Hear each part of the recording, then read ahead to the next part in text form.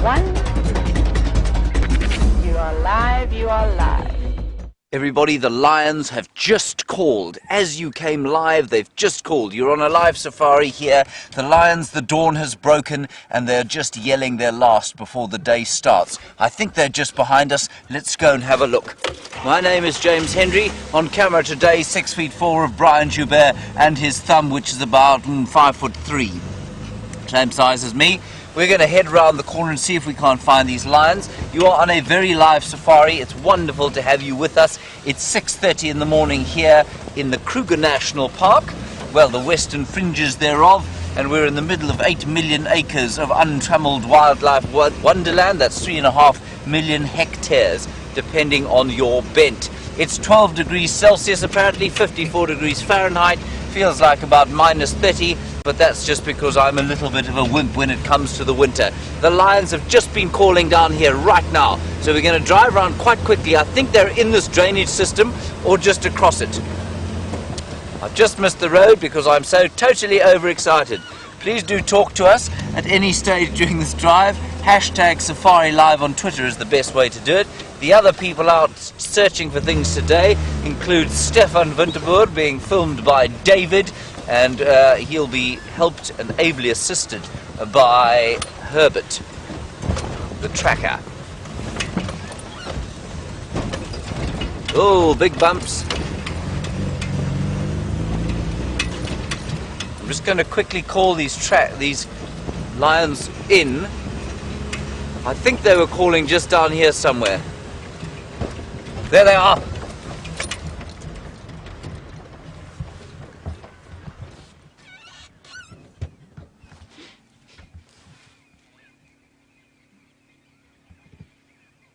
Stations located 2 male lions at Djuma Dam. Animals are static.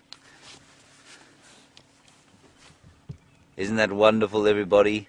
Let's hope they call again. We will get a little bit closer, but let's just bask in the joy of seeing them. Affirmative, 2 male lions. There's another one calling, that's why they've just looked.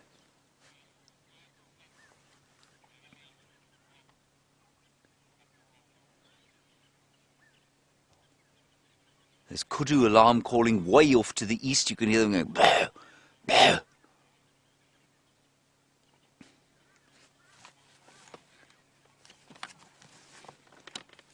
Wonderful stuff. Yeah, definitely some big alarm calling off to the east. That's exactly what those lions are looking at. Maybe a leopard's wandering through the bush there. What a joy.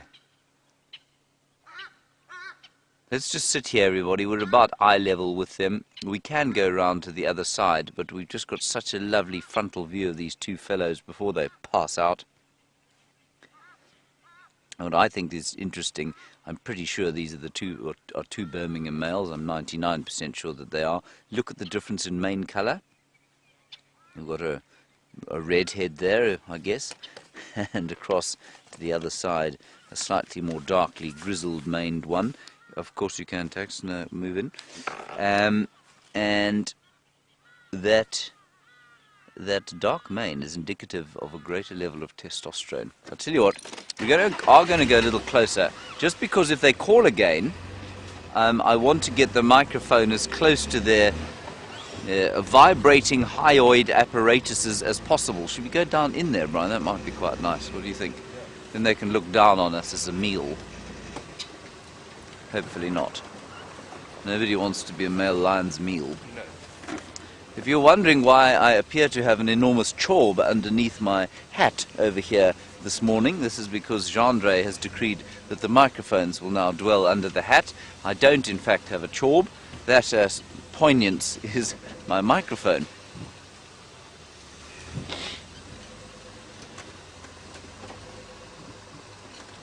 Hello, men. I might have to take a picture of you. That's rather spectacular, having them at eye level there, Brian, if they're not a little intimidating. Intimidated, Brian? Highly intimidated. You sound utterly terrified. Now they're listening, and hearing things that we cannot hear because their ears are so much better than ours.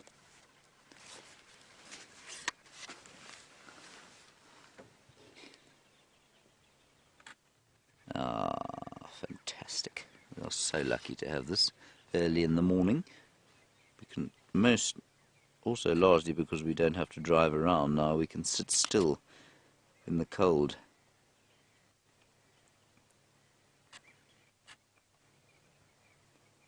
I mean, the light is barely broken on this area.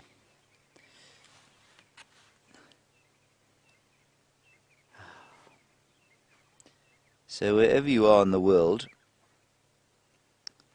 I hope that you are enjoying the sight of 2 male lions in the morning. Certainly for us a rare joy.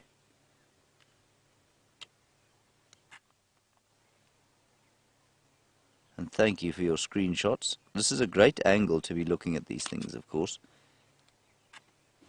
because they're basically sitting about 3 feet above us, which is fantastic. Normally we're looking down on them. Mimo, you want to know why I'm so quick and sure to say B-boys, or Birmingham boys? I'm really not that quick to say that, because I'm not actually very good at recognizing animals at all, and I just think that the chances of them being someone else are extremely remote, given that they are the right age. They look about 5.5 years old. And I think that I recognize them, but I might be wrong. They've got those scarred noses. In fact, that one, the blondie, is definitely, I recognize a pattern of scars on his nose. That's him there. Yes. Now, we are going to spend a bit of time here and just see if they don't call once more. Hello, Miss LeBeau-Bob. I think we haven't heard from you for a little while, Miss LeBeau-Bob. You want to know if these guys are from a larger coalition? Absolutely they are. They're from a coalition of 4 that used to be 5. One of them, unfortunately, has shaken off this mortal coil, passed on, is now X. We're not really sure how he died. We think he came off second best after a bit of a fight with the buffalo a little while back. But there are 4 of them now.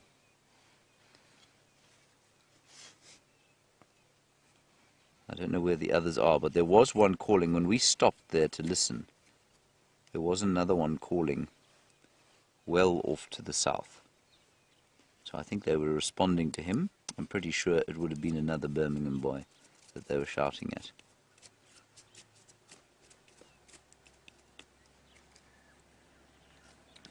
Right, now we're going to just give you a quick look from the dam camera. Now the dam camera, of course, is the camera that is, well, on the dam, isn't it, Brian? And you'll be able to see where we're sitting in relation to these 2 lions. And that's quite a nice picture. Have we got that up, Kirsten?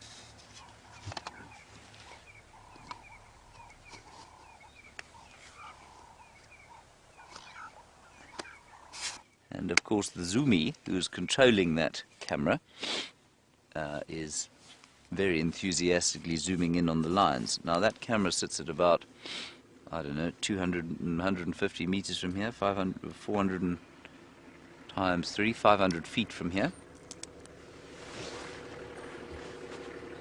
I'm just going to go a little bit forward so that Tax can have a decent view.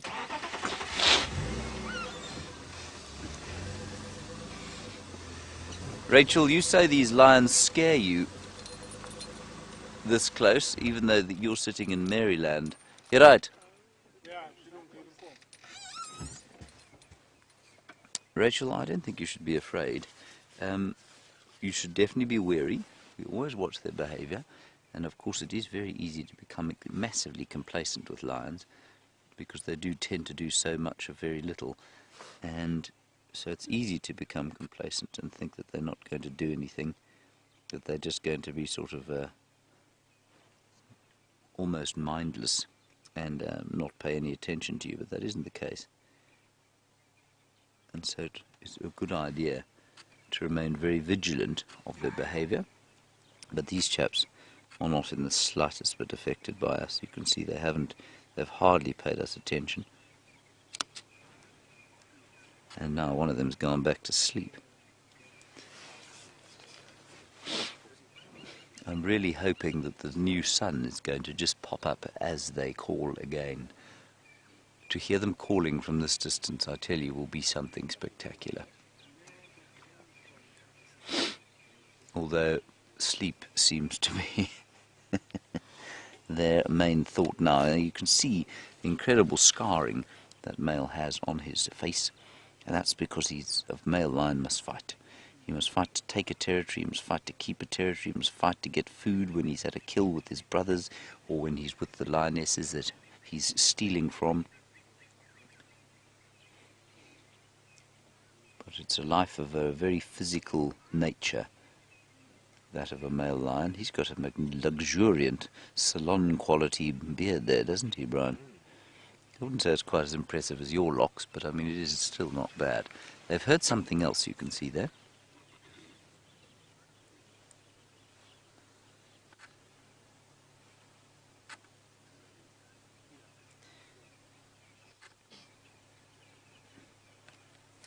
What he's heard, I'm not sure.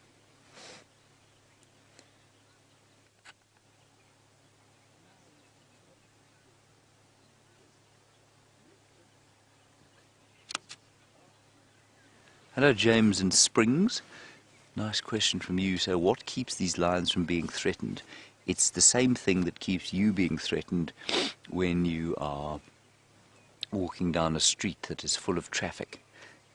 Although potentially dangerous, those vehicles could try, they'd obviously run you over if you sort of walked into the street. But because you're familiar with them, because you're familiar with what they do, how they operate, it's highly unlikely that you're going to get run over. Now, it's exactly the same thing with these lions. They are used to us, they know us. Well, they don't know us personally, but they're used to vehicles.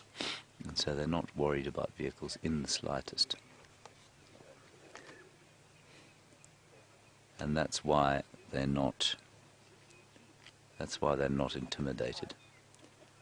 But they're aware. I mean, you saw them watch us as they came up. They're also, the other thing with these guys, James, is that they habituate to vehicles so quickly because they are so confident. They're completely confident in their own ability. These guys are the dominant male lions of this area. They've got absolutely nothing to be worried about.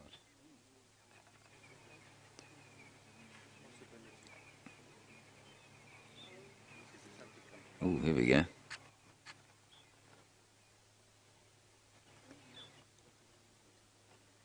Jerry, you want to know about the biggest prey that these two lions will be able to take out? Probably, you mean just on their own? Jerry, these guys will take out a male buffalo on their own. They are big enough and strong enough to do that. So, if they really wanted to, they could take out a big buffalo. But I think more likely that they would snack on smaller things, maybe a buffalo cow, or maybe an isolated sort of large nyala or large kudu, but they will eat impala. I think a lot of the time we think of lions being sort of killers of very large prey like buffalo and giraffe and that sort of thing.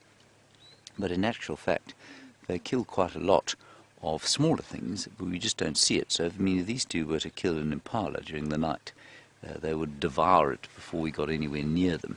And they certainly look pretty well fed. They don't look fat, but they look well fed. So Joey, yeah, that's what I reckon as far as what they could kill, but whether they would or not, I don't know. Now this chap, is this the chap with the mange? Yeah, I think it is. I think this is the fellow with his mange. Although he's got a very impressive dark beard, he's also got a case of acne. He's got a horrible skin condition behind his mane, which I don't think it will affect him too much. It'll just irritate him. You can see him. He doesn't look very regal like that, does he, Brian? He looks like a sort of sleepy Labrador.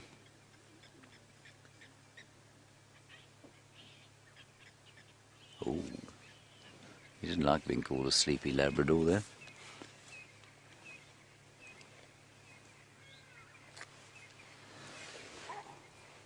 There's some baboons calling. They've spotted these lions.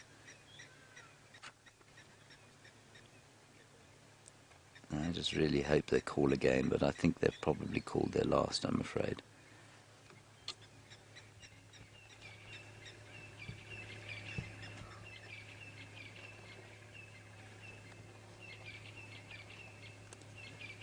Let's see. Maybe they'll call again. What do you think, Brian? Well, I hope they will.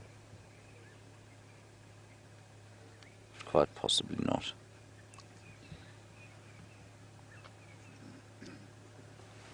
Right, while we wait and see what these chaps do, let's go across to Stef and get an idea of what he's going to be up to on foot this morning. Good morning, and welcome to the Sunrise Bushwalk with myself, Stef. Dave's on camera, and aren't you lucky this morning to be with those lions? I know they kept us awake early this morning, definitely shaking through our rooms and making us cringe under our blankets. But have a look at this beautiful sunrise that we got going right now. We're looking straight west. We're looking at the Drakensberg escarpment, and have a look at the bushveld that's in the distance there. That's just getting the first rays of the sun. It's a chilly morning, I must say. Excuse my nose if it's a bit shiny, and my lips are a bit tight from driving out here. But we're right on the eastern side of Djuma right now, close to Cheetah Plains. And, not Cheetah Plains, close to Torchwood on the Cheetah Cut line. So Dave almost tripped over on that stick. And I'm planning on walking a drainage line this morning that I haven't walked in a long, long time, probably 4 or 5 months where I am now. It starts here somewhere. I don't actually know exactly where the terminal point of this drainage line is, but we're going to be going into it just in front of here. I don't want to keep you away from your lines for too long. I know James is dying to talk to you about them. See you in a little while. So there they are, everybody. There are the lions now starting to get moving. What a wonderful shot that is, of them just greeting each other and now heading off seemingly towards the east. Let's follow up. This is fantastic. Right, we'll flick around quickly, put my gloves back on before I freeze my hands to death.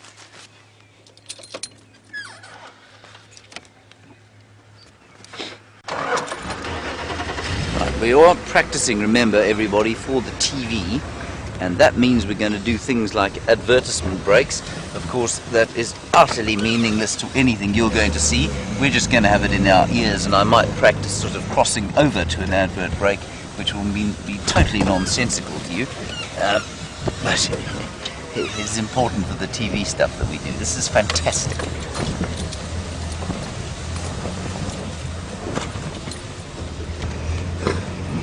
Look at that shot of them there walking along the damn wall. That's fantastic. And this new camera of ours has got this lovely image stabilizer, which means we are able to show that to you while we move. Not so, Brian. Oh, look at that. Isn't that awesome? That's such a great shot. So we're going to go to an advert break in 20 seconds. Stay with us.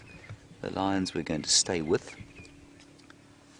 And let's see if they call again. See you soon.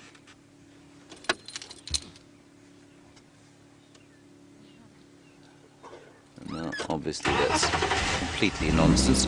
We're not really in an advert break.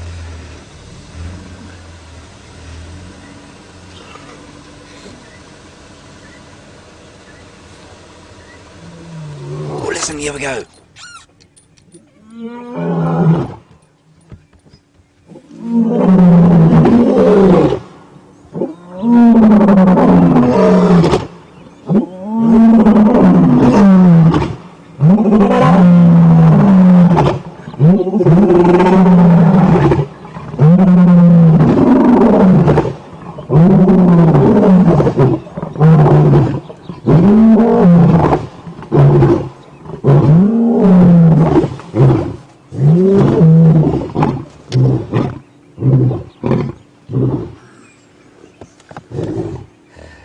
There we go, everybody.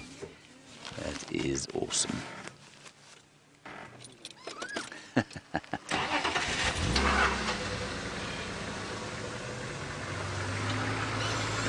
Just fantastic. What an awesome sound.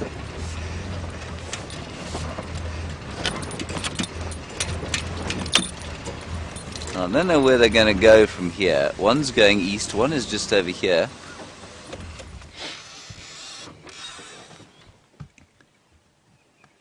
I suspect they'll follow each other. There's some elephants I can hear to the, basically to the right hand side of where that lion is standing. He's not thinking about them. He is in excellent condition. He really is in very, very fine nick. Right, let's follow them through here, everyone.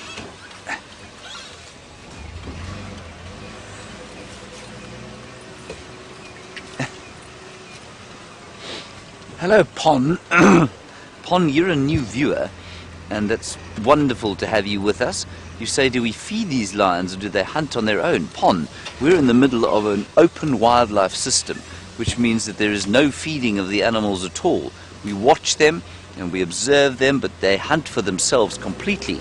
These male lions, of course, are largely sort of scavenging, if you like. They steal kills from other animals and from female lions. They're very good at stealing, but they hunt for themselves. We are here purely as observers, so we're driving around, we're watching the animals, we track them and see if we can find them, but there's no interference from us. Now, going that way, I'm going to try and get through this little thicket by going around it. Just going to keep an eye. They are still moving through there, and if we're lucky, we'll catch the golden light on them very soon. It is going to make a little bit of noise, everybody. Just remember that the noise is, well, it does sound worse than it actually is, and all of these trees that we're running over are generally popping up behind us, and if they aren't, they're often encroacher species.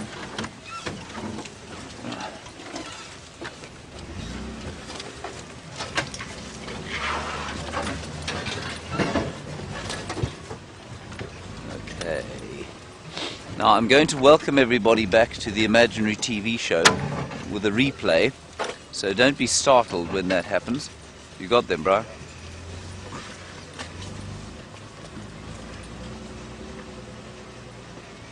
There we go.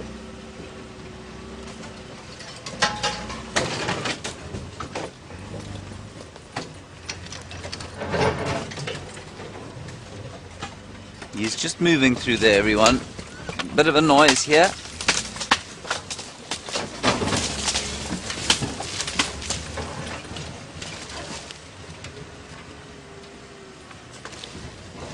There's the other one in front of us.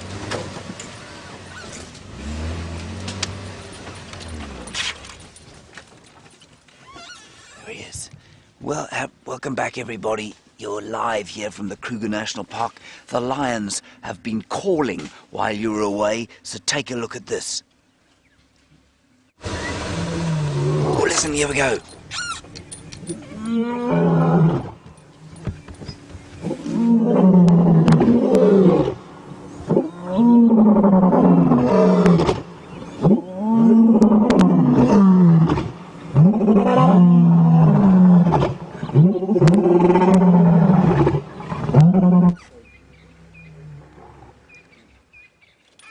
They're calling again. It's just the one in front, the dark-maned one. Let's see if his brother calls.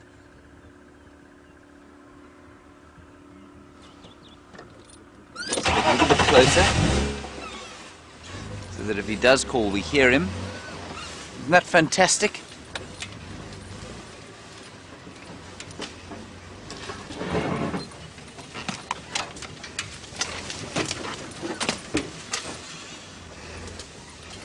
Covey, we are following to mobile east towards Gari cut line.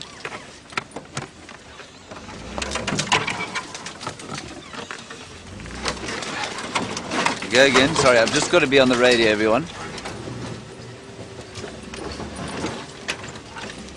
Can't hear what's going on there.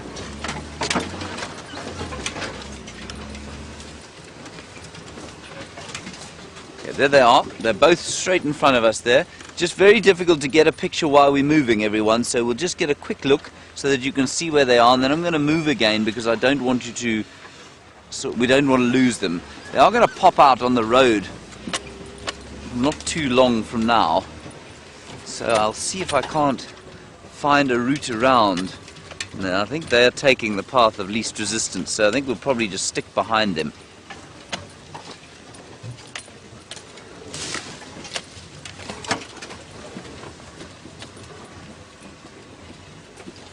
They're just through there, straight into the sun.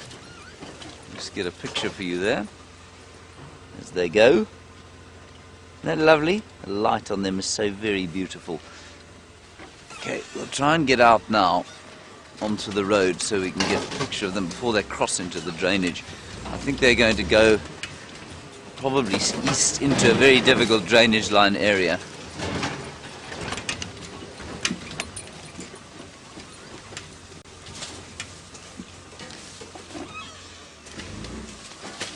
Hello Deborah, armchair traveller, lovely to have you with us again. And you say, oh look, spraying.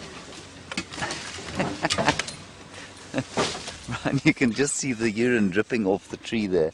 And Deborah, that answers your question for you. You want to know why they're calling like this. They're calling like this, Deborah, purely because they're marking territory. I don't think that they sense other male lions. This is just what they do. It's a territorial boundary patrol, and they're just doing it with a great aplomb.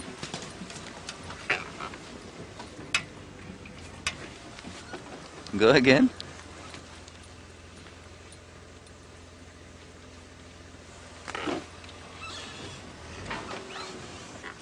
Last station, go again.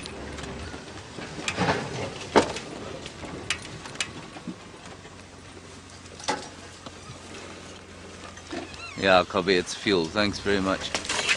So we've got a bit of a fuel leak that we'll have to sort out.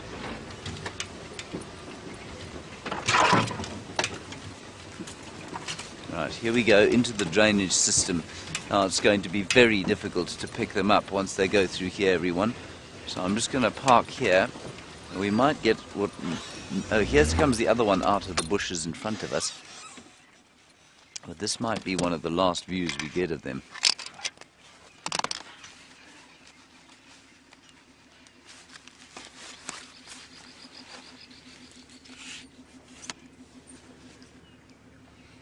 Maybe they'll go to sleep down here.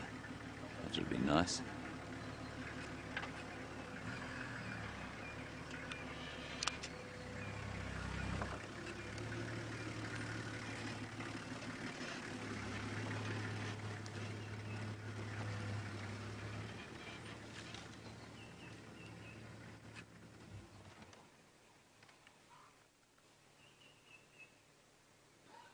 Beautiful light on him there, isn't it? I can hear others calling now.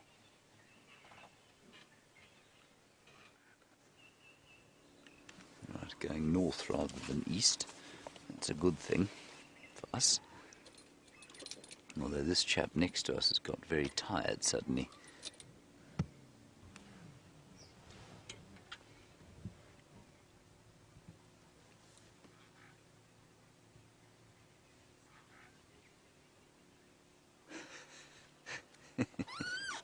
He does look like an irritated Labrador. I'm going to move forward. The other guy is going down into this drainage system. This fellow may or may not follow his brother straight or just walk parallel with him. So let's get in front of him. Try and get a nice picture of him coming past. Here we go.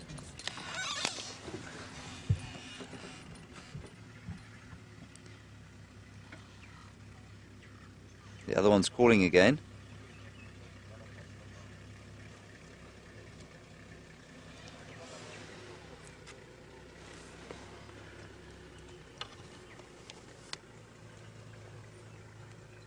That's fantastic, isn't it?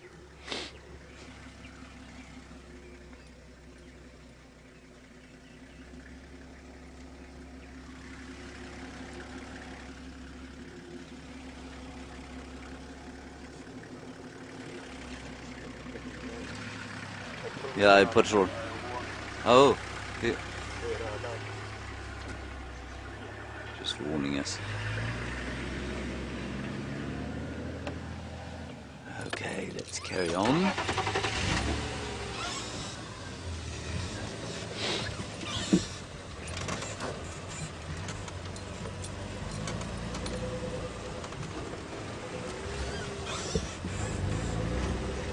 Now we won't be able to follow them in here, everybody. I'm afraid even walking in there is difficult. They may just continue on north, you know, so let's just try and have a look. But I think that's going to be it.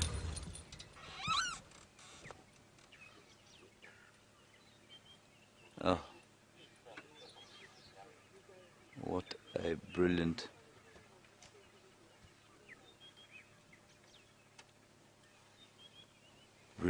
Brilliant sighting. Mike, go again with that position. Perhaps this sounds like very good news. Copy, just go with direction, confirm going north up Triple M.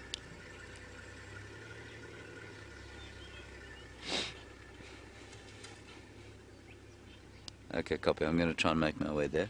Everybody. Shadow and her cub are heading towards Vuyatela, so she hasn't crossed over yet, but we're going to go and try and have a look there. That'll be amazing. So these lions have headed in here. We've got a slight fuel leak here. I'm going to have to get out and just have a look. The lions have disappeared down into the drainage line there, so I'm not going to worry about that. Let's go back across to Bushwalk and find out what they're following up on. Oh, sorry. She didn't say cross to Bushwalk, she said they have black screen with them. So hold on one sec.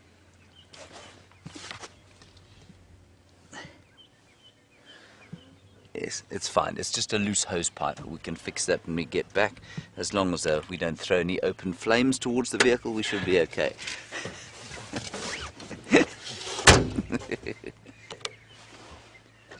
Let's just...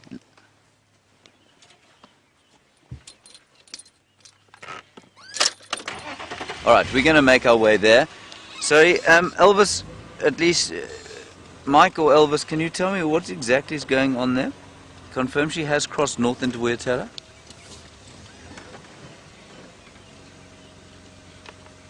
Yes.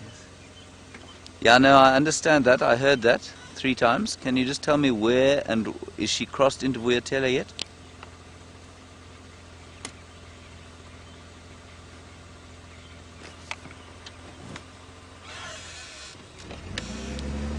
Okay, copy. So confirm she has crossed or she's still south. There's an elephant here. Okay, we're going to drive very quickly. Kirsten, I can't copy you. Did you say that Stef is ready for a link? Stef is ready for a link, everybody. Let's head across to him.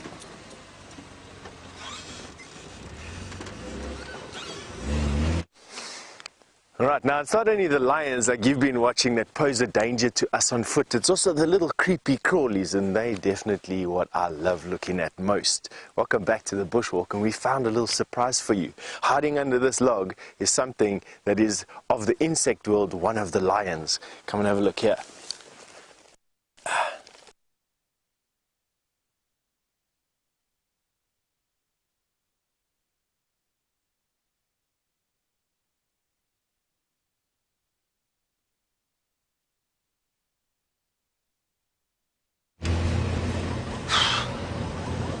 Okay, we're going to drive quite quickly, everybody, so hold on tight. For those of you who don't know, Shadow, a 9-year-old, must be almost 10-year-old female leopard by now, if not 10 already, and her cub, possibly the first that has, well, one of the only ones that survived this long, now 3 months old, just over 3 months old, so over the worst part of the dangers of being a little leopard cub.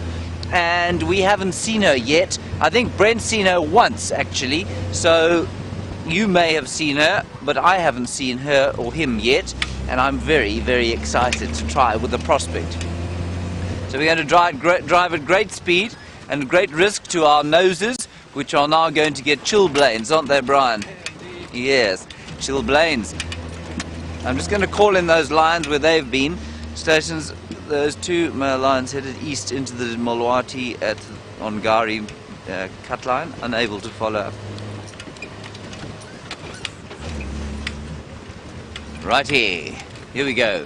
Now, because Steffi's having a bit of trouble with his signal, I'm afraid you will have to put up with me every so often on the Game Drive channel, because otherwise we won't get into the animal sightings, and that is very important, of course. So normally what we would do is link away when, you know, the other presenter would show you something interesting rather than you having to see us do the admin of the day. But Stef's got to test out the bushwalk in various different areas today, so yeah, I think it's going to be fairly dodgy as to the amount of signal he has. But we might be lucky. Sun has come out, Brian. It's a wonderfully beautiful day. Glorious winter skies overhead. Prospect of leopard and cub. Very exciting. Very exciting. And I know you're all excited to see Shadow and Cub. Get out of the way, Starling. It's much better up here on the crest. Now, Xavier, you heard that she had 2 cubs. I believe she did initially. I'm not surprised in the slightest that one of them seems to have died prematurely. That's totally normal. Probably only, I'd say, 3 in 10 male leopards get to independence, and probably only sort of 5 in 10 females. And Shadow has had particularly poor luck raising her youngsters. She is yet to raise a youngster to independence, the notable exception being Sindile. And for those of you who don't know, Sindile, now almost 2 years old, he went into rehab, so he had to spend 8 months in a rehabilitation center for a rabies scare. He's absolutely fine. They've released him again. He's okay and seems to be coming back into this area. And so that will be the first cub that she's managed to raise to independence. And so, yeah, I'm not surprised she's lost one of these ones. We don't really know why. One of the theories is that she's, for some reason, very unusually for a leopard of this area, does not hoist her kills. So she very seldom will kill something and take it into a tree, which means that if she does have cubs, they're under the constant threat of being eaten or attacked by hyenas. That said, we watched Karula the other day. She killed a male impala. There was a tree imminently close by that she could easily have dragged the cub into, but she didn't. Not the cub, it's the kill into. The cubs fed on the ground with her, so I don't know that that's necessarily the reason Shadow's been so unsuccessful. Elvis, come in. Elvis, what's your position now? Copy that. I'm on Philemon's cut line. I'll be with you in 1 minute. This is looking great, everybody. It looks like we're going to see it. I'm going to drive very fast. So hold on tight. Don't spill anything. Evidence of elephants all over the place. We did have a very brief elephant sighting while you were with Stef for your 2-minute bushwalk, but we just carried on past them with the prospect of Shadow and little baby cub in the offing. Just to keep you posted, Karula has gone south again. Looks like she killed again last night, and she dragged her kill south out of our traversing area, and so she's fine. She's killing with an astonishing frequency. So doing a really good job. And of course, for those of you who are new viewers, the 2 leopards I'm talking about, Karula, a 12-year-old female. She is the mother to Shadow, who we're hopefully going to see now, and she's also got 2 little cubs, now 4 months old.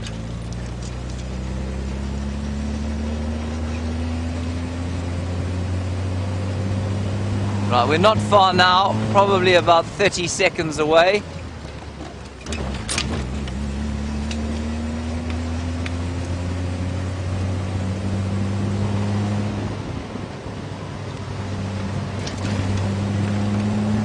Here we go.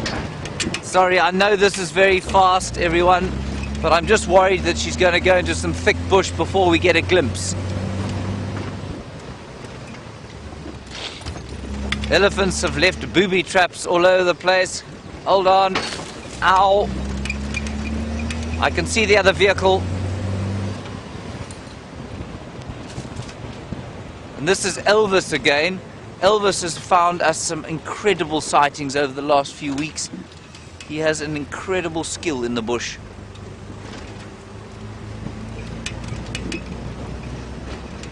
I don't want to make a noise, obviously. We want to arrive quickly but then drive slowly once we're there.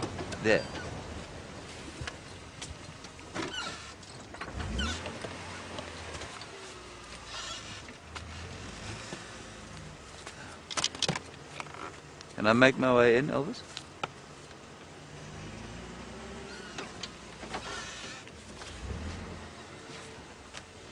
He's lost her. Doesn't know where she is. We did see her here, though. Elvis confirmed she went east?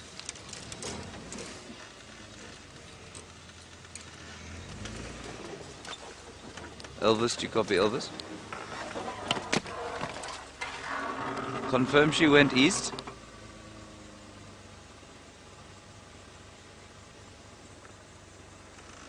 Actually, I don't think he's seen her. Elvis, andi gutu kahle. Awubonanga ingwele. Sorry, excuse me one sec. Okay, so awukumanga. Mara vari ingenele. I'm just trying to find out exactly what's going on. I think somebody saw her coming in here, but Elvis has not actually seen her yet. I can hear squirrels behind us. Squirrels going crazy behind us. Can see tracks of hyenas on the road. So, I don't know. Let's just go forward slowly.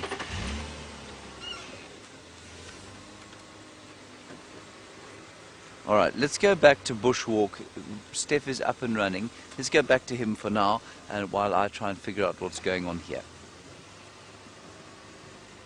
Welcome back to the bushwalk. We're still trying to figure out all the little gremlins with the changes that were made yesterday to get us up and running again. But have a look at what we've got. We've got a snake skin. Now this is very fresh. I'm actually just looking at the branch that it's on to find out where the snake is, and I know it's fresh because it's still very soft.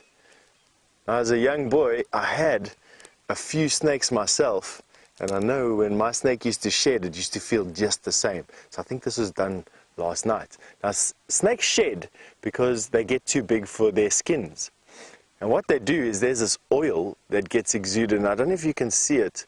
It'll be a slight sheen on the actual skin. You might get it. I'm going to just twist the skin a little bit so that you can see that sheen. There we go. That's an oil that gets pushed out by the new skin and basically pops the old skin away from the new one. And then all the snake does is he literally hooks the old skin onto a branch just like this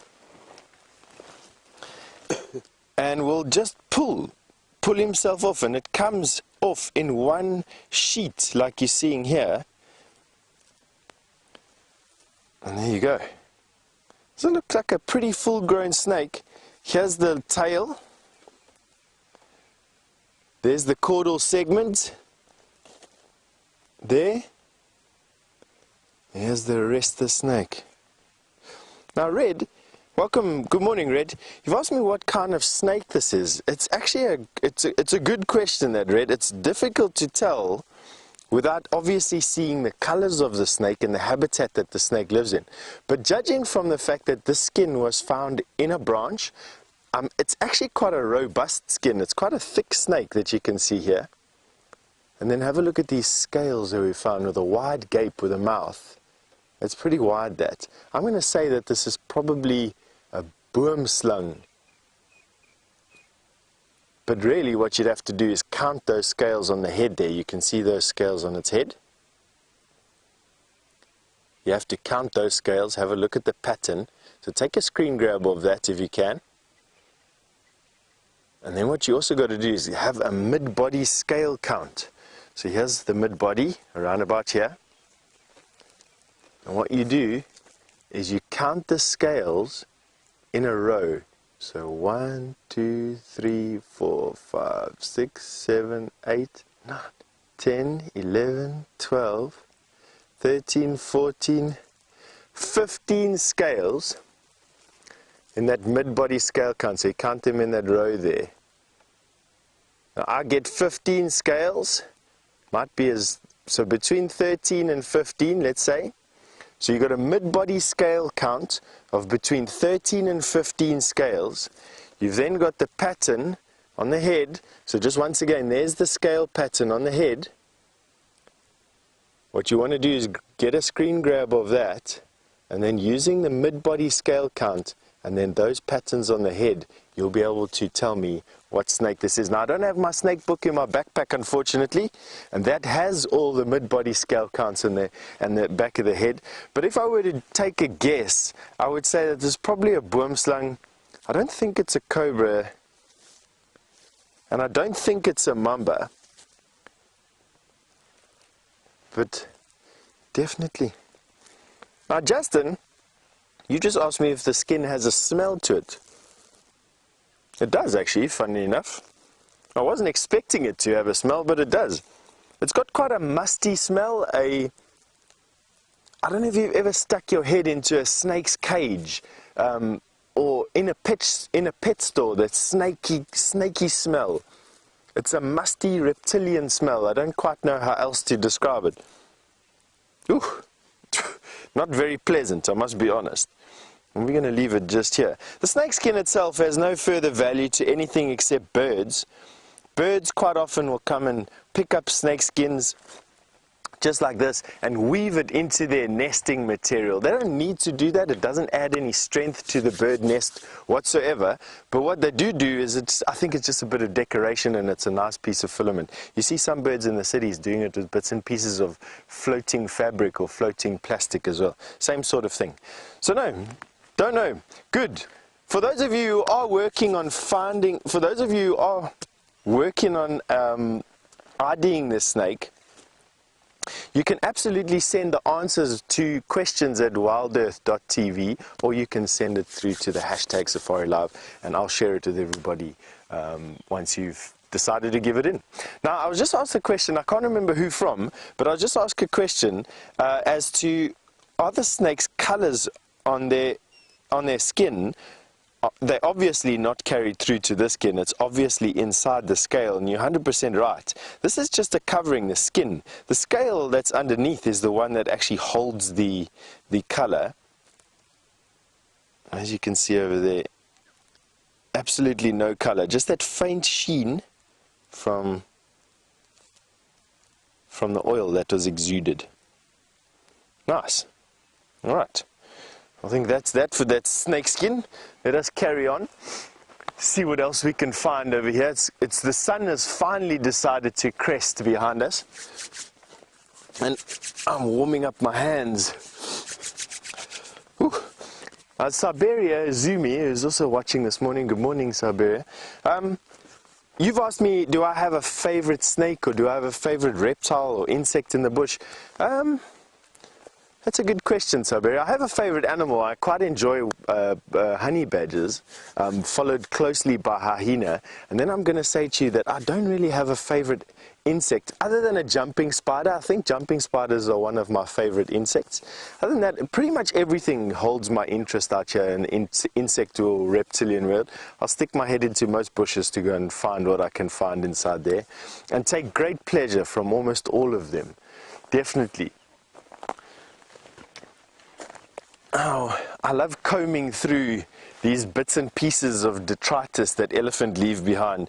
They can sometimes give you the most fascinating discoveries.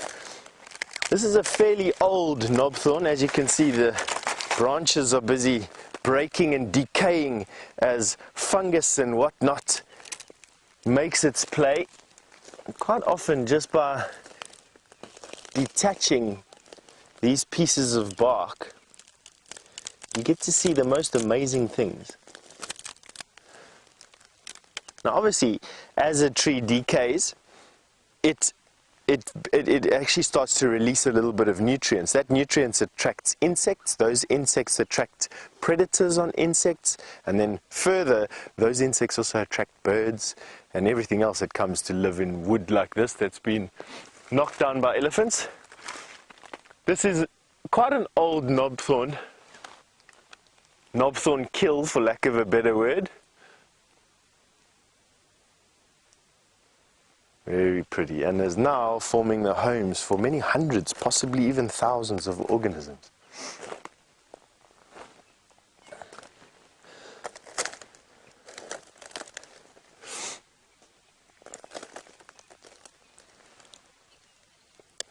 James, good morning James, you've asked me which insect has the longest lifespan out here. I'd probably say one of the borer beetles, or even the definitely the spiders. One of the spiders, I'd say the baboon spiders have one of the longest lives at 27 to 35 years. But you have some wood-boring grubs that live in trees like this one behind me. They spend years getting enough energy to turn into something different, like a cicada, for instance.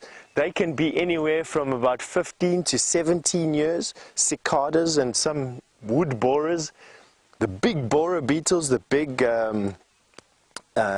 giant click beetles, let me just think here quickly, shake the cold out of my head.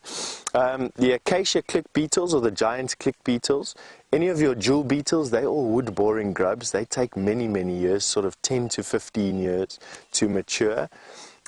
Some of your ant queens and your termite queens, they are recorded at living anywhere from 17 to about 25 years. And then your baboon spiders, which are up to 27 to 35 years.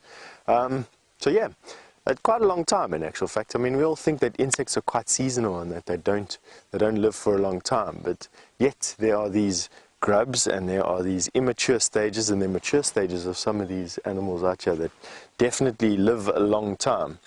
As I walked up to this rus, I quite enjoy these russes at the moment. You've shared this many times with me on these safaris before, and these flea beetles that sort of just disembark as soon as you get close to these trees. Here we have one here that hasn't quite seen me just yet. Oh, there's even one that's just landed on my hand. Have a look at that. So there's one that's just come back to the bush, flew away when I got back in here, and then all of a sudden jumped onto me. And you can see, there he is there with those quite overly developed, and I'm going to say grossly overdeveloped back legs, because it's very rare for beetles to have jumping legs. In actual fact, I don't know of another beetle on the face of this planet that has legs designed for jumping.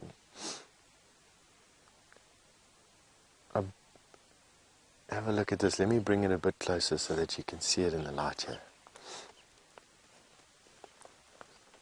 There we go.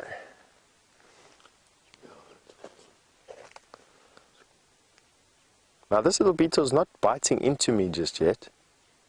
They're sucking on these russes. And for those of you who have just joined the show, firstly, welcome to the show. Secondly, we see these beetles on just these russes. These little beetles, they make an egg. Inside that egg is a larvae, a beetle larvae, and that larvae is very, very, very poisonous. If you squeeze that larvae onto an arrow or onto a spear, you juice the larvae. In other words, you squeeze it softly and you put its juice onto the back of an arrow or the back of a spear.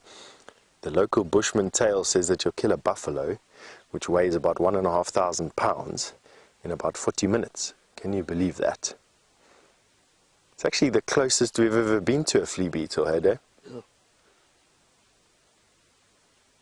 You can see those huge back legs. Now what I'm going to try and do is pull out a little bit for you, and then what I'm going to do is try and make him jump onto his branch. He's already landed on my hand, so I already have to take him off. So we might as well use the opportunity to see if we can get him jumping. I'm going to try and make him jump onto his plant, boom, gone. Now how's that, eh? Jumping for a beetle. I mean, I don't know, you're welcome to try and see if you can find another jumping beetle while we're walking, and you can send your questions through to questions@wildearth.tv, or send those answers to questions@wildearth.tv or the hashtag Safari Live. But in the meantime, I think James has got an update on what happened to Shadow and her cub possibly for you. Enjoy it. I'd love to give you an update of Shadow and her cub, I'm afraid, but the only update I can give you, everyone, is that they are not where we are.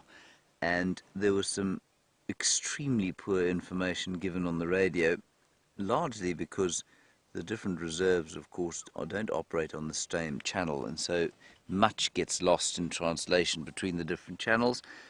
And basically what happened is, we think she is on Vuyatela, she's on Djuma, but she crossed a long way to the west of where we initially thought she had, and that was about half an hour ago, so we're not sure exactly where she is, but we're going to look around here. Quite possibly in this block. She was heading in this direction. It's possible that she killed and went to fetch the cub and is bringing the cub this way. So that's what I'm hoping's happened here.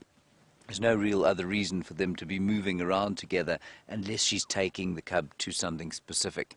So either in here, she could have crossed the road up in this region somewhere and be in this block. So that's where we're going to have a look. Go ahead, F.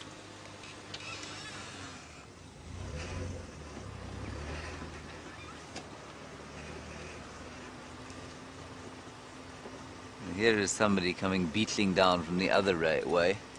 I think it's Ephraim. And it's Elvis, who was also given some spurious information. Let's catch up with him. I hear. Yeah. Nkuhuma Mkonzo.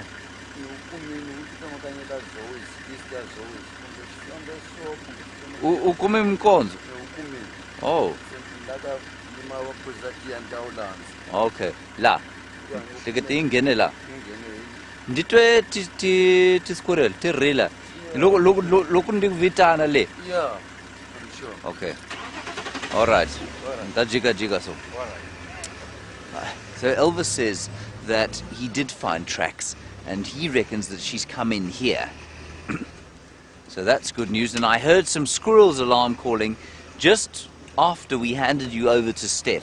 So maybe she's in this way. We're going to go down the road towards the old hyena den. That's kind of the area where we thought she was. He's going to give his guests tea there. And while they're having their tea, he's going to go off on foot and see if he can't find anything. It's a fantastic tracker, is Elvis.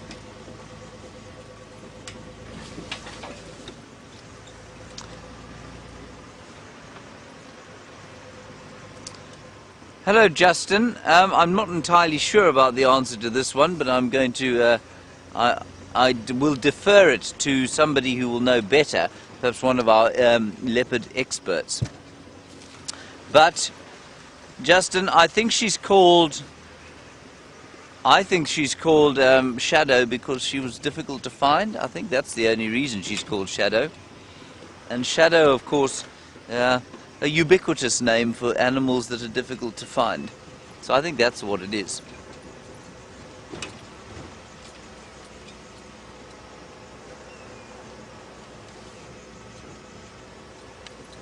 Now the other thing is that I mean, in the radio, in my ear, the Game Drive radio is going along.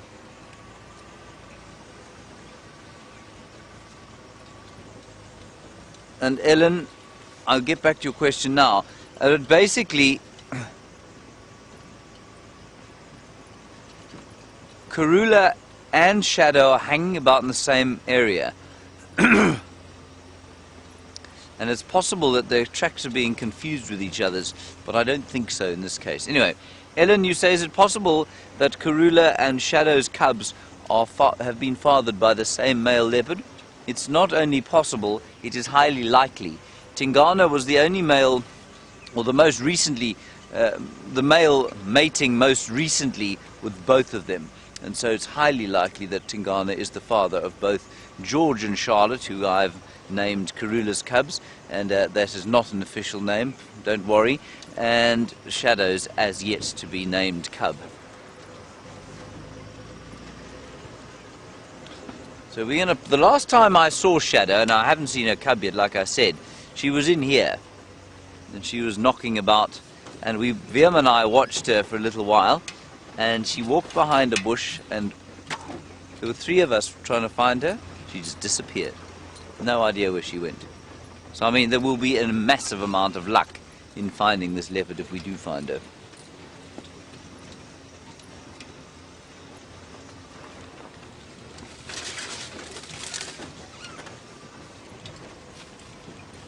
It's warming up a bit, Brian. Yeah. You can take one of your 46 jackets off. I'll never. Just one. No.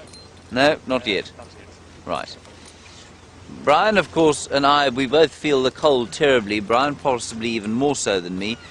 And this is juxtaposed with Brian's insistence on wearing sandals or slip-slops, which means that he has his feet wrapped up in a very substantial blanket, which is quite amusing to watch.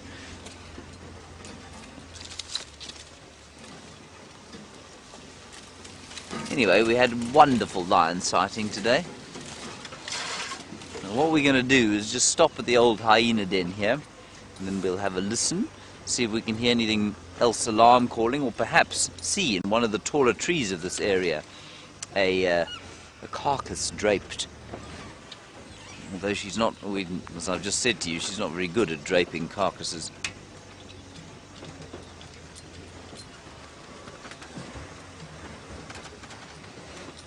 Ah, that's quite interesting. Siberia Zumi, you make the very good point that Shadow used to be known as Tingana, and that was until the male leopard Tingana came into the area, and then she was renamed Shadow. I'd forgotten that, yes.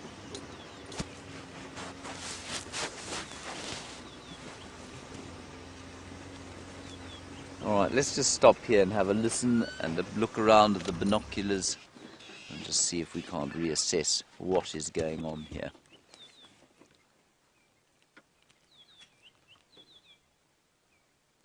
I see a steenbok trotting off, unfortunately not followed closely by a leopard and her cub.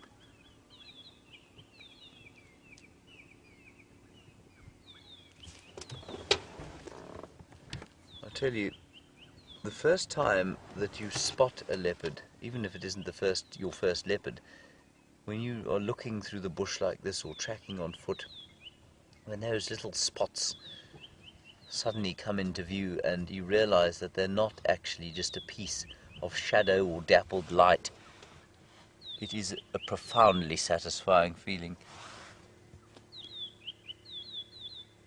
But at the moment, not a great deal of activity, so what we'll do, we'll reverse out of here and we'll head back up and go around on Finn's Road and see if we don't find something there. Stef has got the very last flowering flower in the winter.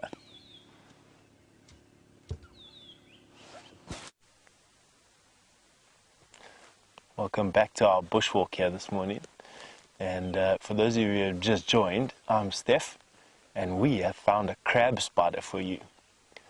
Now this flower-like crab spider is trying her very, very best to act like a flower in the hope that a bee or a fly comes and lands on her.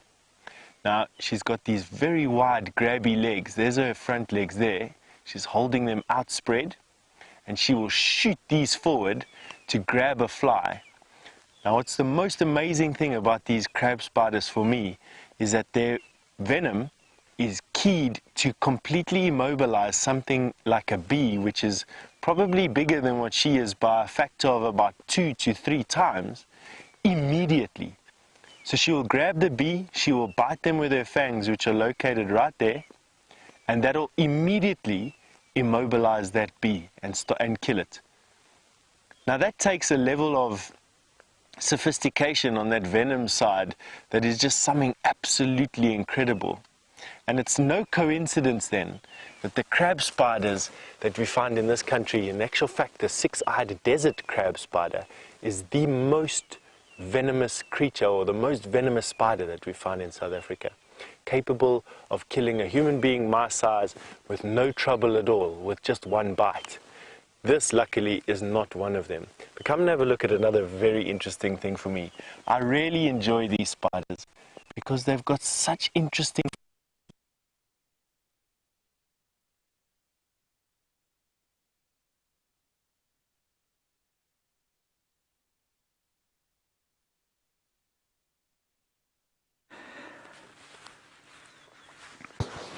Oh, everybody, I'm just disrobing. You caught me at an exposed time, but you haven't seen me with my head exposed to the sun, which is a very positive thing. And if I talk to you like this, it's because underneath my hat is my microphone. Thanks to Gendre, I feel like I have a small rodent crawling about on my forehead.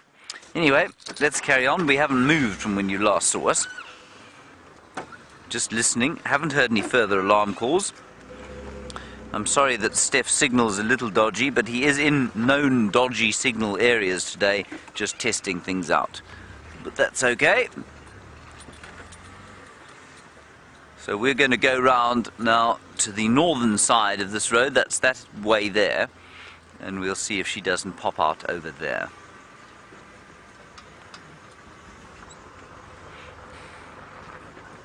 While Elvis walks in here on foot. It's a really nice block, this, and this drainage line has got lots of sort of places where a leopard might stash a kill. It's got a lot of termite mounds where a leopard like Shadow, who does spend time on termite mounds, might sort of use to survey the area.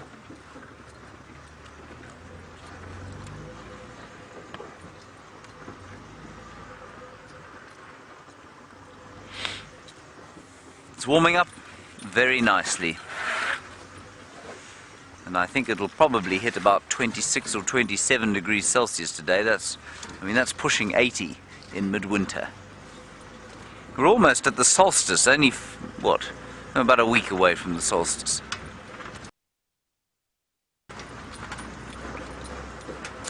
But it will still be very chilly for about 6 weeks after that.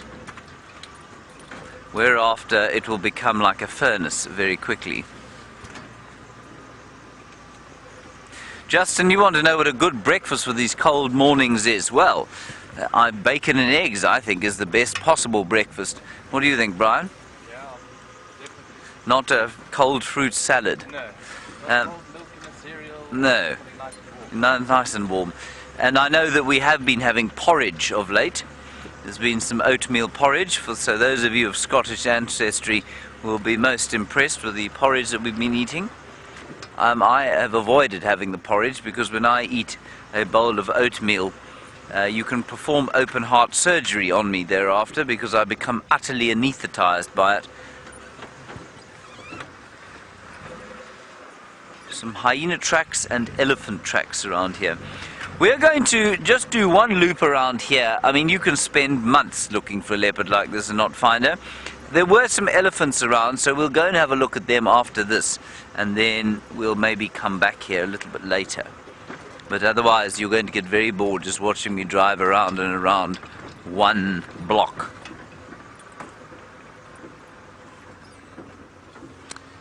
Gary, ooh, look at that.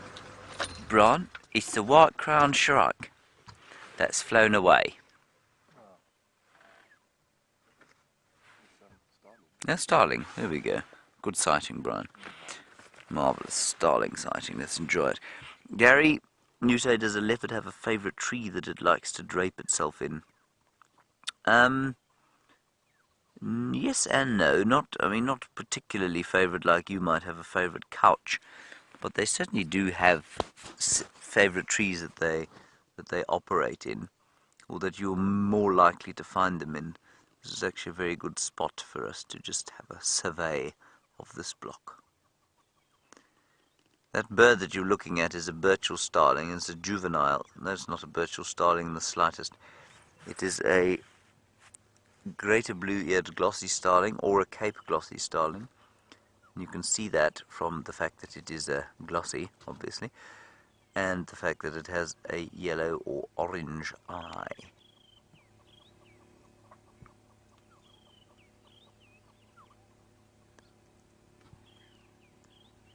But all is now calm and silent. Nothing seems to be in a particular state of panic. And of course, when there are leopards around, people do panic. Right, Stef has managed to find some more signal. He's got a caterpillar to show you.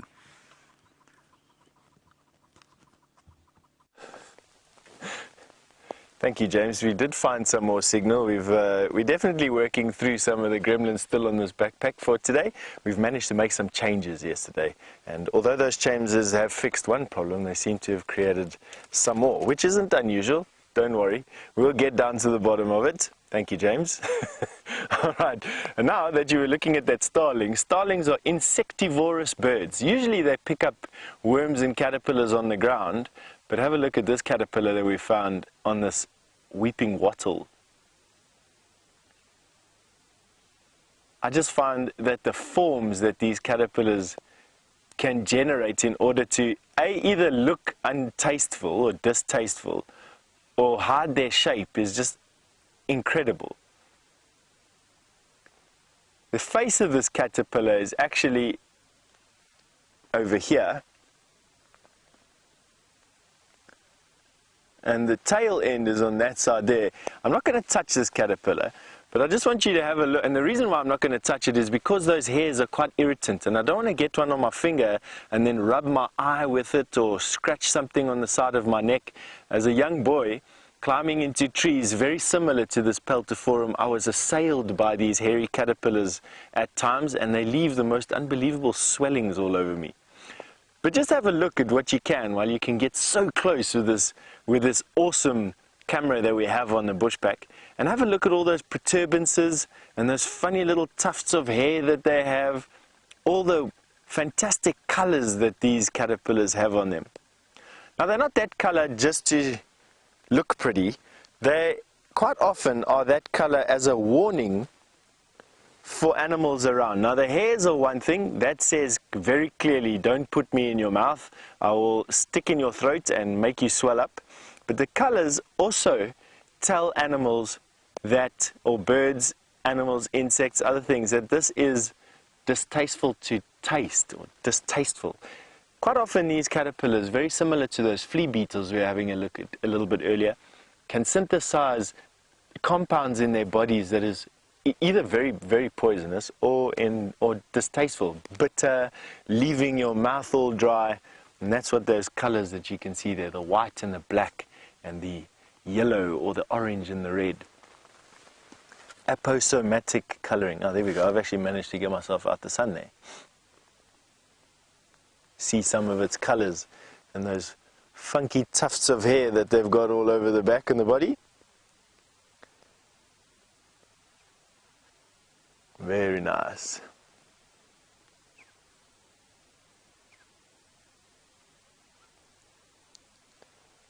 Been a beautiful morning this morning so far, to be quite honest. It's a very clear winter's day. I think we finally managed to crest out of our autumn. There's no real sort of official autumn and winter and spring and summer in South Africa. Just for me, generally, I always mark the first day of winter as being the 1st of June, and we come out of winter again on the 1st of September, where we have our spring. And then that lasts probably until about the 1st of November, where I mark the beginning of our summer. And then 1st of November to about the 1st of April is when I mark our summer, and then from 1st of April to the 1st of June again is my spring, my autumn, excuse me. That's just me.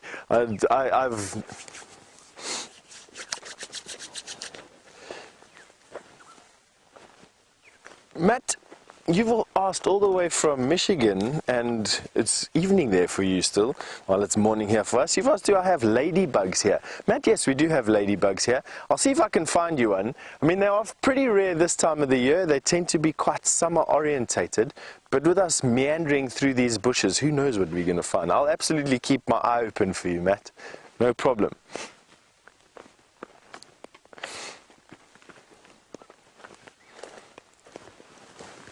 Alright, now looking underneath all these stumps, this is how we find you all those interesting little beetles and scorpions and spiders.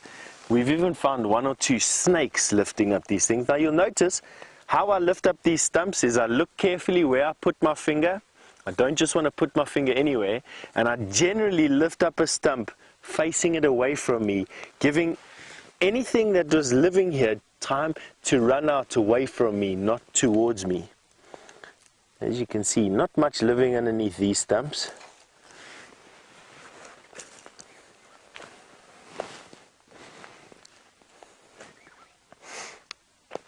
Now, watching me touch all these stumps and getting my fingers into all these nooks and crannies, I'm sure Anna Marie has asked this question because of that, is what time of the day would be best to see baboon spiders? Anna Marie, when you're lifting up stumps like this, you could see baboon spiders any time of the day, but generally they are nocturnal. In other words, they move around at night time. And you find male baboon spiders in particular will wander during the evenings in summertime. In wintertime, generally these baboon spiders, in particular the males, are tucked up underneath stumps and pieces of bark like we're looking at. And why I keep on going about males is the fact that females are sedentary. They dig a tunnel into the ground, and when they become an adult, they lose the ability to dig another tunnel. So when they're immature, they'll dig a couple of tunnels, widen the tunnel that they've got. They may move to a different area. And they dig a tunnel probably about as long as my stick. So about, let me say 2 feet, can go down to about a maximum of about 2 feet. And these baboon spiders then live in about this much of the hole. They spin a web on the top of the ground, and then they sit, and as soon as an insect trips over one of their trip lines, they come out and grab it and go back inside again. And they don't leave this hole for their whole 35 years that they spend there. And that's a very old spider, of course, but still up to 35 years in captivity, some of these baboon spiders, or tarantulas as you call them in your part of the world, are.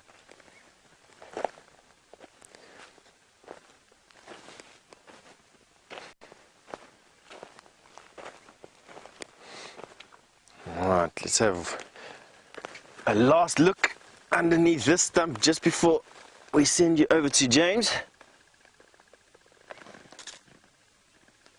Nothing that I can see, which means that I can, without further ado, send you over to James for an update.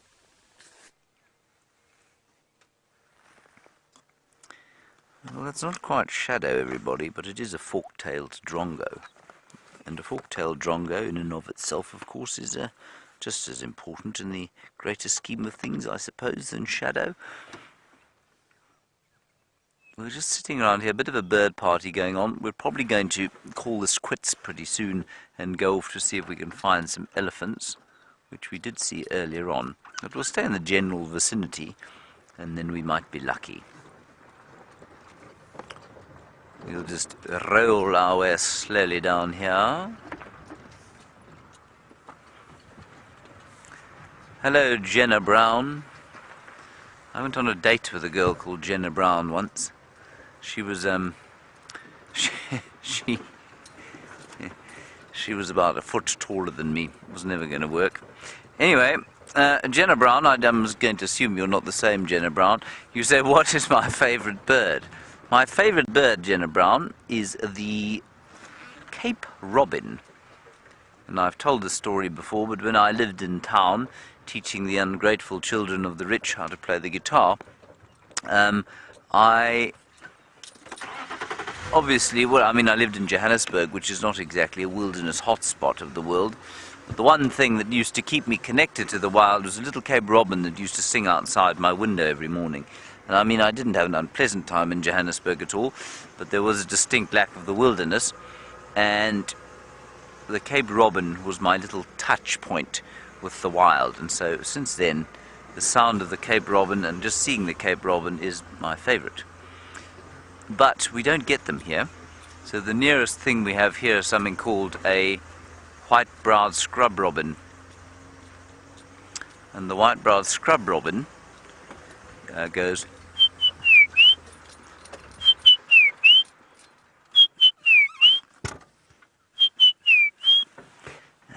I'll play you the Cape Robin too. Just simply, we're going to stop here and listen very briefly.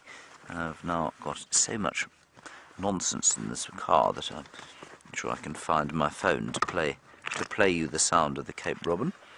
Let me quickly play it for you while we listen out to see if there's anything alarm calling, or perhaps the telltale crunch of bones as Shadow and her cub devour something. This is the Cape Robin's call. Ah, yes. Takes me straight back. On a cold winter's morning in Johannesburg, this little robin would sit... Oh yeah, I need to point it to this microphone now.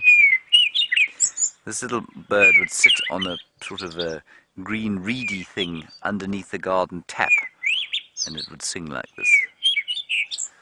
It was wonderful.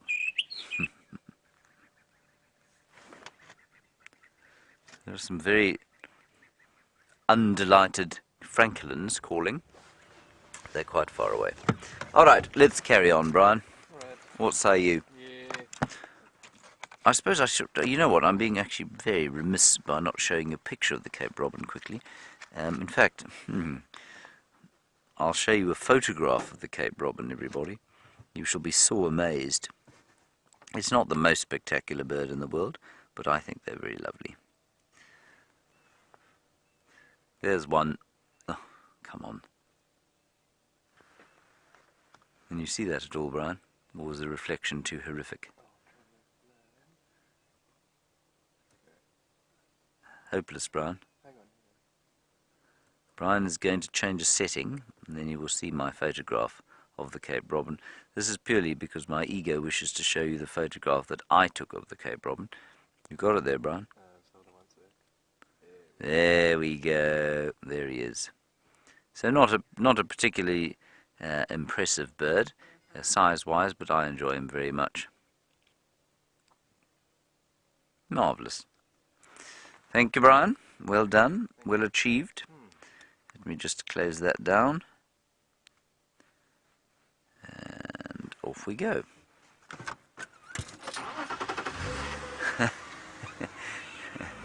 Now, my phone, of course, is supposed to be on aeroplane mode, but I think I forgot to do that this morning. So some junk mail peddler has just sent me a message about funeral cover or some special offer.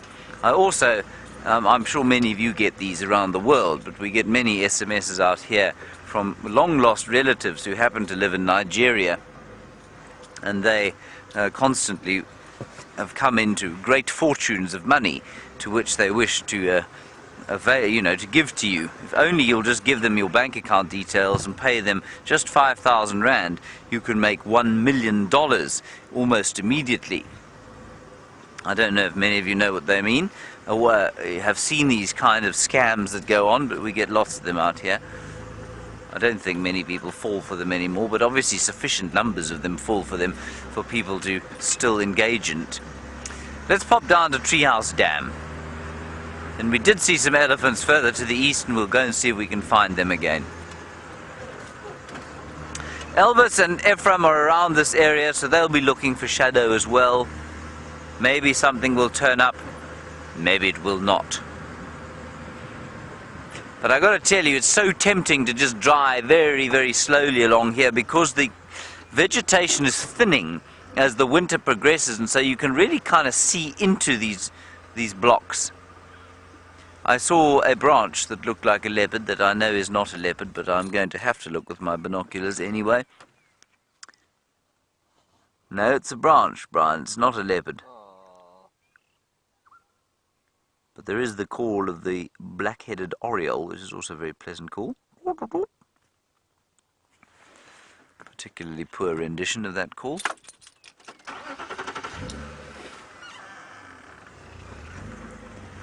Right, down to the dam we go. I do wonder where those lions have gone. I'm sorry we couldn't follow them for a bit longer in that golden light, but totally impossible to get into that drainage system in a vehicle. Oh. He wasn't very impressed that we drove straight past him, I have to tell you. He's got a look on his face that says, "What am I? Chopped liver." Hello, Beefy. Sorry to have driven past you. Very ungracious of us when you're standing there model-like in the sun. Would help if you turned this way.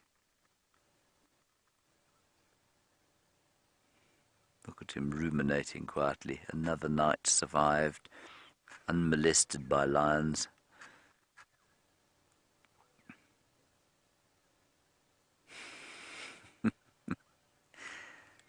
Could you look here? We did stop for you. Come on. Did you see his whole body convulse there? No, you haven't got the whole picture. His whole body convulsed as he put a new bolus into his mouth to chew his cud.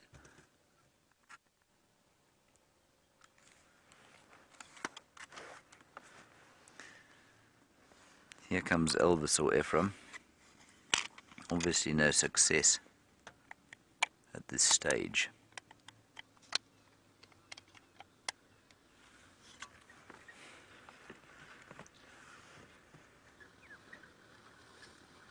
I don't know who this is.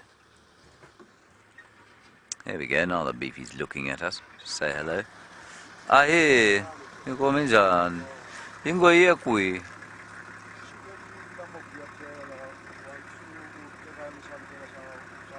Yeah. Okay. Okay. Alright. Nkuhuma. Okay. Nkuhuma. Enjoy your drive. So I'm just getting another update. He didn't have anything new to tell us, I'm afraid. Chewing. Now watch his body. When he swallows, it's actually quite interesting to watch. So just keep watching him. I know he's not a particularly astoundingly amazing animal in that he's not doing much, but just watch as he convulses and chews his cud. Watch his whole body now.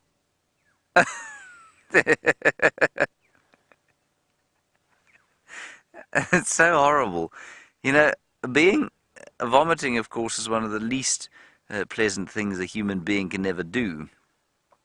But if you're a ruminant, you do it by default all the time, every day.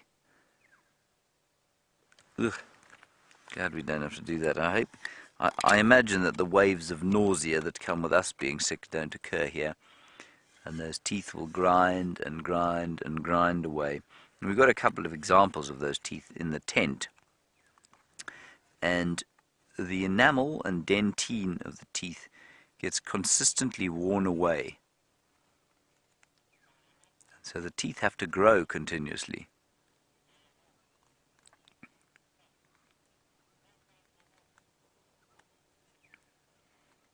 There he goes again.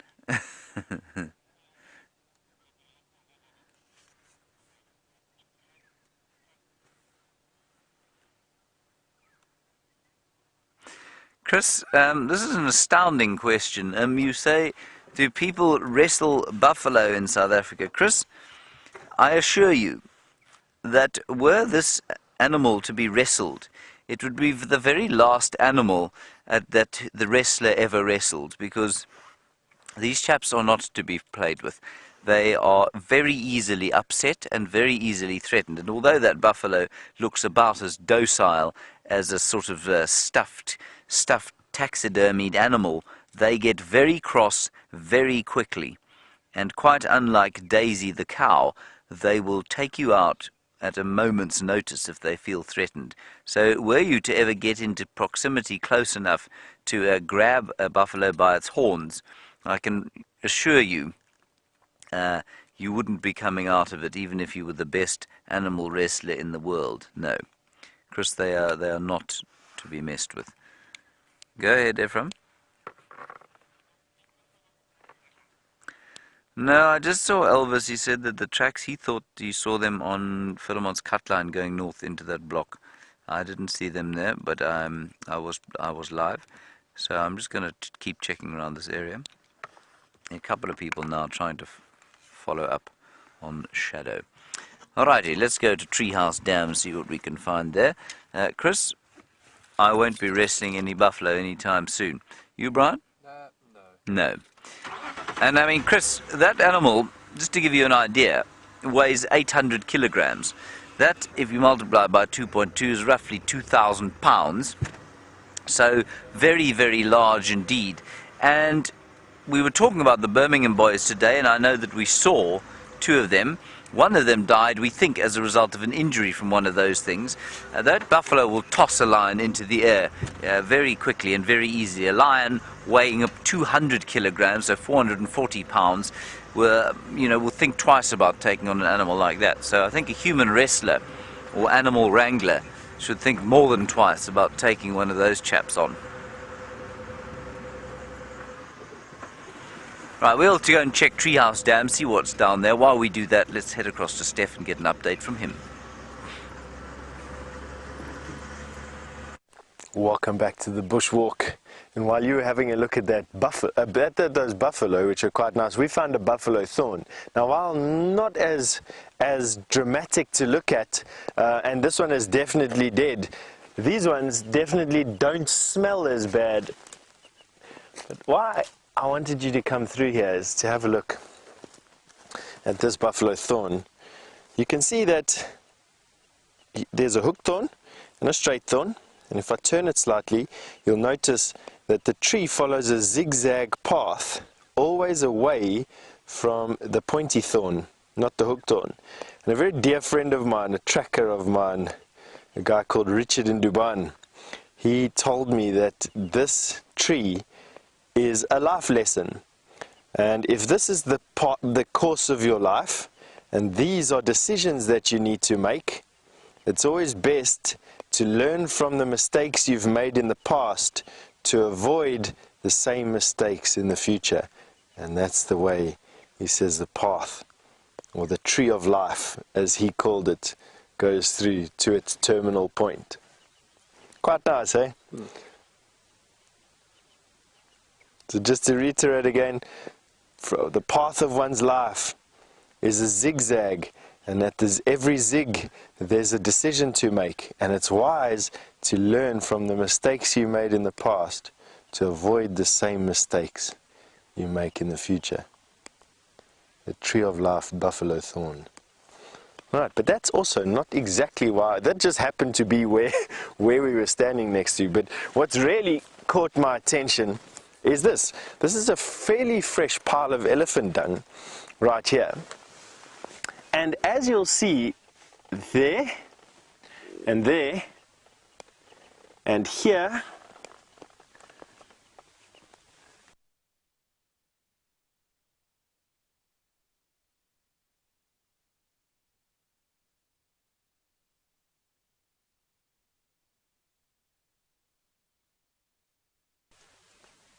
and here, all over.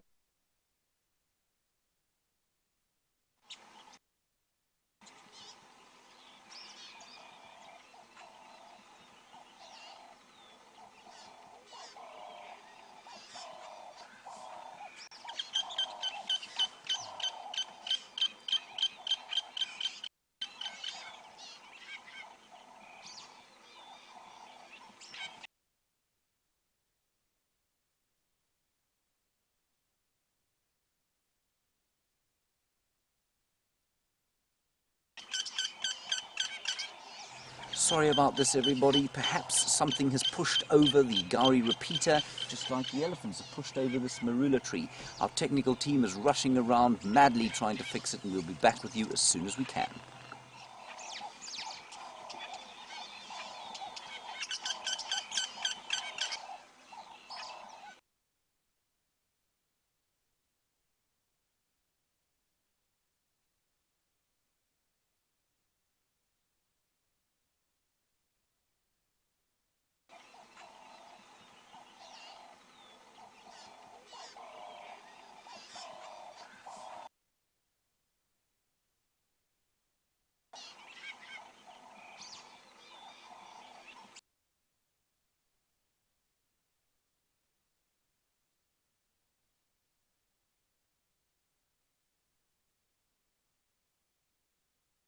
Sorry about this, everybody. Perhaps something has pushed over the Gowrie repeater, just like the elephants have pushed over this marula tree.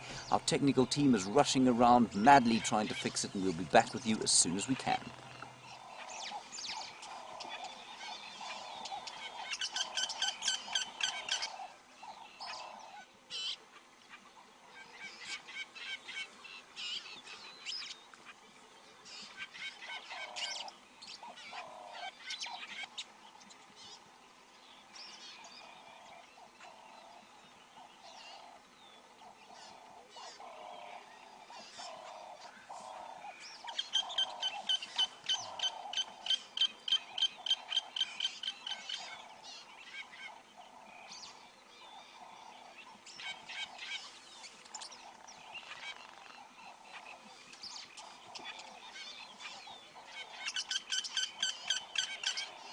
Sorry about this, everybody. Perhaps something has pushed over the Gowrie repeater, just like the elephants have pushed over this marula tree.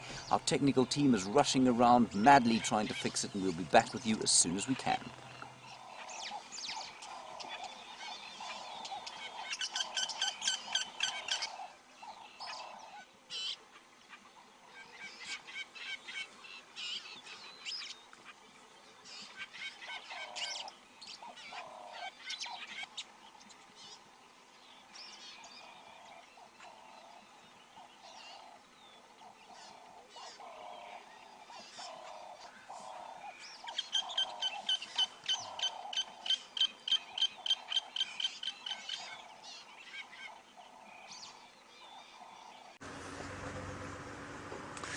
So everybody, sorry about that.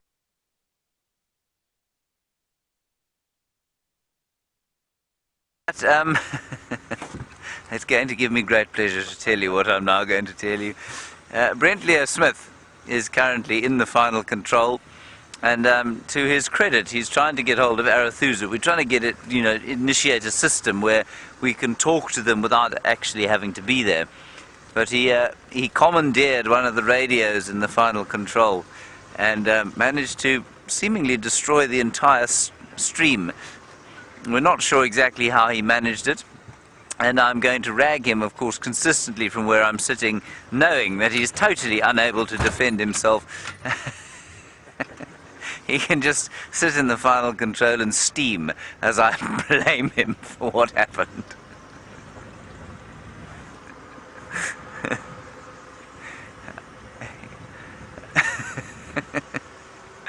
Yeah, it wasn't really his fault. Well, sort of. It was, maybe. We'll leave it at that. Okay, no further signs of shadow. We're going towards the Triple M break, where we're going to find some elephants. Stef is still on bushwalk with the buffalo thorn.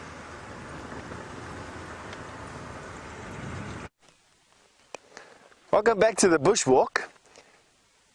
And if you've just joined us, I'm Stef, and we are walking around here live in the African bush, and we've got a puzzle.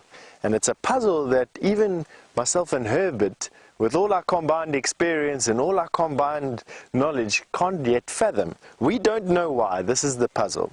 We don't know why there would be all this effort made by a dung beetle to make these dung balls and then just leave them. Why would these dung balls be buried in this dung pile and be left? Now, as I'm speaking to you, I'm thinking about what dung beetles are. They're classed into, broadly, 3 different types of dung beetles. You get dung beetles that make balls and bury these balls underneath the dung pile. Then you get dung beetles which bury their balls inside the dung pile. And then you get dung beetles which transport their balls from the dung pile away. So again, under the dung pile, it's called an ectocoprid.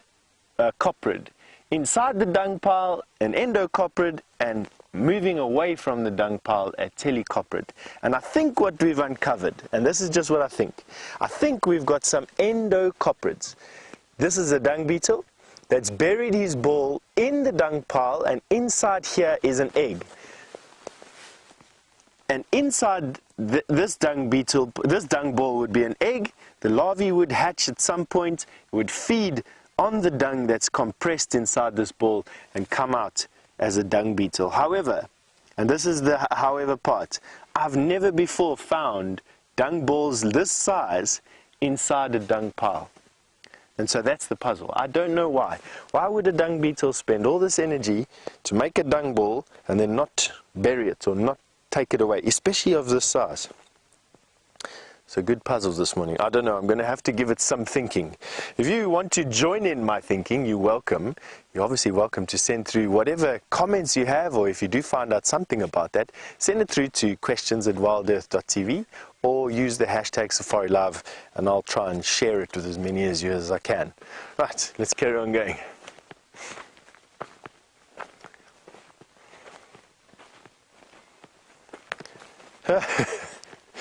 Kathy, all the way from New York. Good morning to you, Kathy. Kathy, you just said you've never seen any guide show you an earthworm, and do we have earthworms here? We absolutely do have earthworms here, Kathy. They only really come to the surface where we can show them to you, though, during very, very wet days. Not only that, but they're also nocturnal. They tend to move around at night time, even when they do come out onto the surface, even when their tunnels have been flooded. Although it's not impossible to find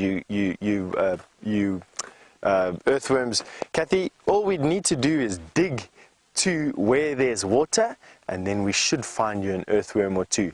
Difficult, and not with this little stick today, I must be honest. this time of year. But yes, we absolutely do have earthworms here.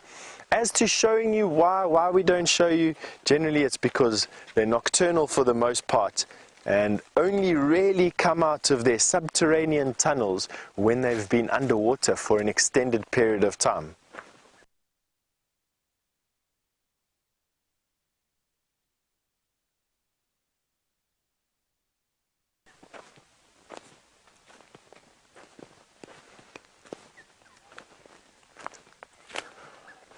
Now, you might find that we sort of lackadaisically wandering through the bush here, but in actual fact, all I'm doing is I'm heading from clear patch of bush to another clear patch of bush, and then I stop and I scan the surroundings. We're using our ears and eyes and my senses to try and scan the bush. We don't ever want to become complacent here in the bush. The reason for that is because anything can be in this bush. Elephant, buffalo, rhino, lion and leopard, and they all pose a significant threat to us. So we're quite careful when we move through the bush like this. But on that note, and because Providence has given it to you, James Henry has an elephant he's just bumped into. Well, indeed, James Henry does have an elephant, as does Brian Joubert, and therefore as do all of you. There is our elephant. And he is a massive, massive bull, probably about 500 feet from us. But every so often you can see him lift his great head. Here he comes. I think he's going to come towards us. I hope he's going to come towards us.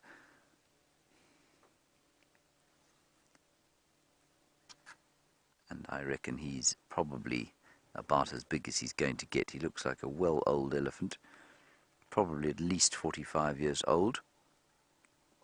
I can't see exactly, but we'll just see if he doesn't come a bit closer.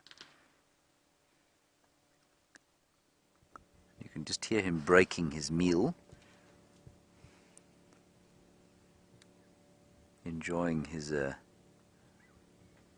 enjoying his breakfast of sticks, I think it sounds like.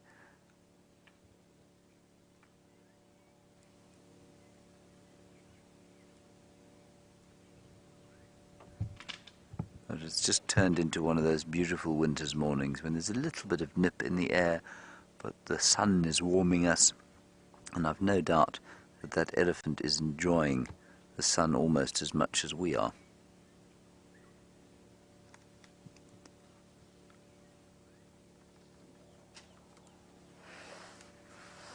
Beautiful.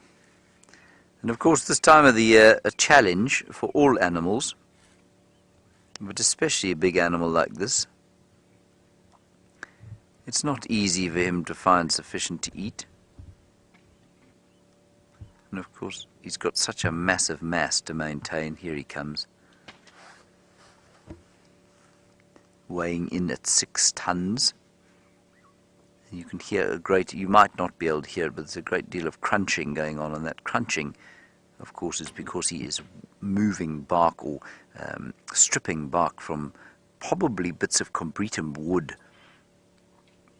and roots. I suspect he's probably pushed over one of these red bush willow trees, and he's now sort of stripping the roots. They tend to enjoy the root bark and the outer edges and cambium layers of the roots. And cambium layers, of course, the vascular tissue of the plants, carrying water and sugars and various other minerals. But you can imagine, I mean, you've all stripped a piece of bark before, and you know that I mean, there's not a great deal of flesh there before you hit the dead wood. And so it's not easy for an elephant to get sufficient to eat from that sort of thing, and it's why they must continually eat all day long. A big fella like this eat up to 300 kilograms of food in a day. That is a massive amount. That's 660 pounds.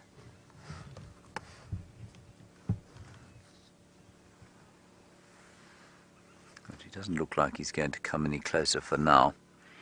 But let's just sit here and see if he doesn't pop out. Because it does sound like there's some other elephants quite close by.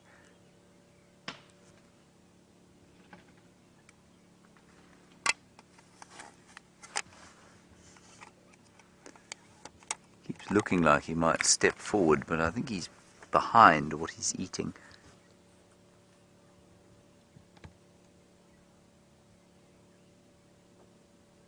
Oh, he's streaming from his temporal glands there, I see.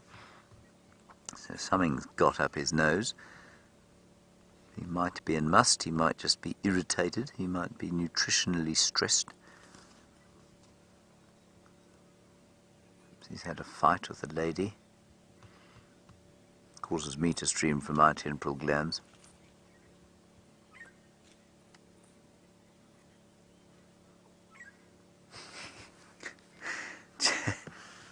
Justin, your question reminds me of a cartoon I once saw by, I think, the late Gary Larson. I'm not sure if he's still alive, who used to write The Far Side. And you want to know if we could, would we put a collar on, and if there was such a thing, and of course this is just a thought experiment, if there was such a thing that could translate animal calls into English, would I do that? And if so, what animal would I put it on? It reminds me of this cartoon where some sort of a fictitious scientist did just that, and he designed something to put on a scientist's head, and then he would walk down the street and you could hear what the dogs were saying in English. And I don't know if I'll describe this correctly, but you had the speech bubbles coming out of the dogs going woof, woof, woof. And then the translation of that to the scientist was, hey, hey, hey, hey, hey, hey, hey, hey, hey. So they weren't saying anything at all other than hey, hey, hey at each other. And I don't know why that makes me think of this. I think elephants say a lot more than hey, hey, hey. And I think were we to have a collar that could translate elephant dialogue, I think it would be amazing. And just on that, Justin, you know, they've identified at least 35 or 40 different calls that elephants make. Now, what's interesting to me is that apparently only 5 of those are made by males exclusively, and about 20 of them are made by females exclusively, which means, as in our own species, and I don't mean this in any way to be a sexist comment, the females communicate with each other a great deal more than the males do. And I just think that is really quite interesting, because we know in our own society that men tend more to silence, I think, or they don't tend to more to silence, they tend to, I guess, slightly less social interaction, slightly more distant social bonds than do women. And then so often I find that elephant behavior mirrors our own. And if you watch elephant societies where the bulls, yes, they form little groups, but then those groups are kind of temporary and they go off and the lone bulls knock about on their own, and the females live in these closely knit matriarchal societies where there's a real close affection and frequent communication between the females of the species, and I think that's relatively similar to our own. So that, in a long-winded way, Justin, yeah, I suppose addresses the possible issue of a collar able to translate elephant speak into English.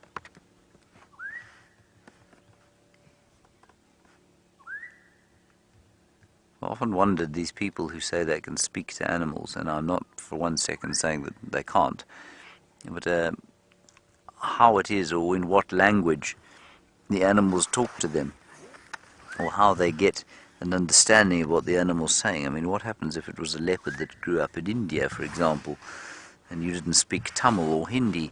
Would you be able to understand what the leopard said? Brian? Maybe. Maybe. Come on, come out here, elephant. Oh, brilliant. Thank you, Sharon. You say that Gary Larson is not dead. That's brilliant. Has he retired, Sharon? Because I cannot remember seeing a cartoon from him, a new one, for many, many years.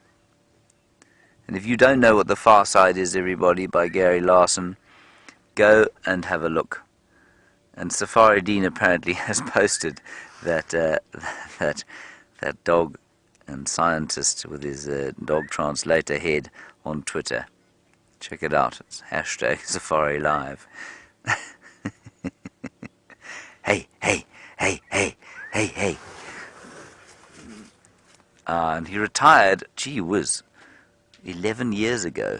That's quite, no, he didn't, 21 years ago. Lucky old him.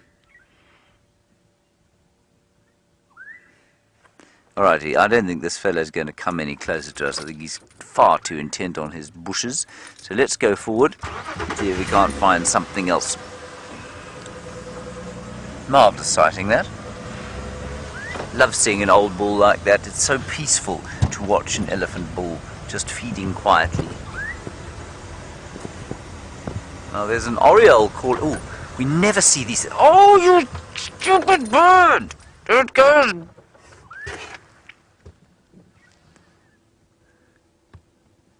We never see them out in the open. I had it a little bit. Did you have it a little bit? Oh, well spotted. Anyway, while I get over the recalcitrance of that black-headed oriole, let's head across to Stef and get an update from him.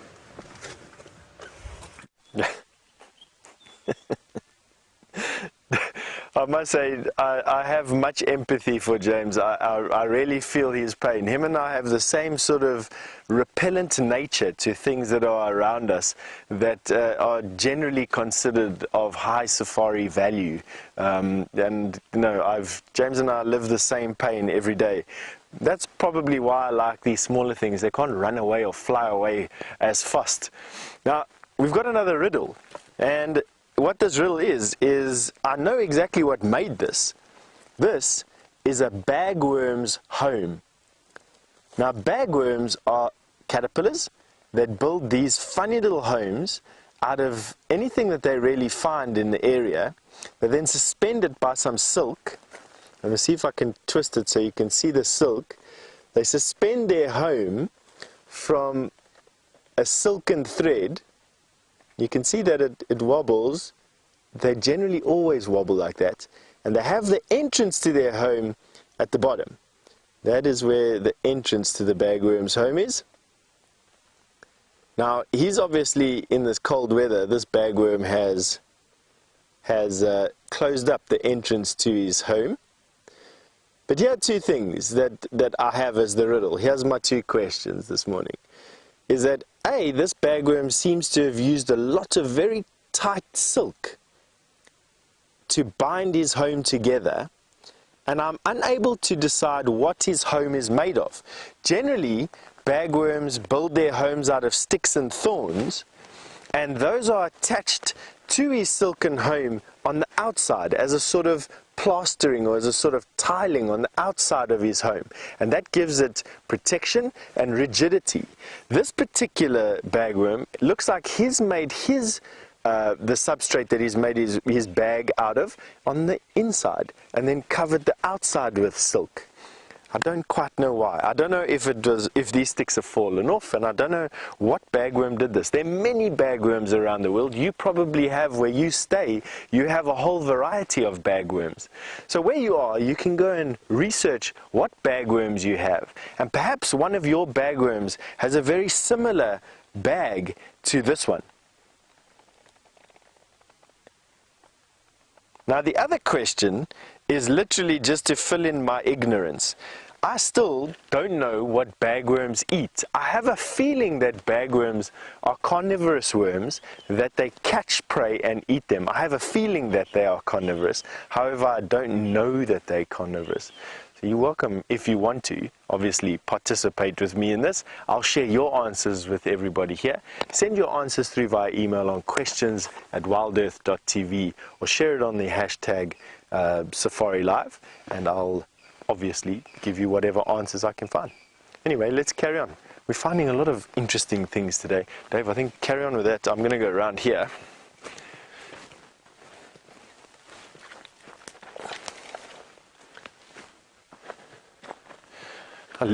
Leopold has just asked me, good morning Leopold, sorry. Good morning Leopold, you've just asked me if I'm more cautious around poisonous spiders than anything else.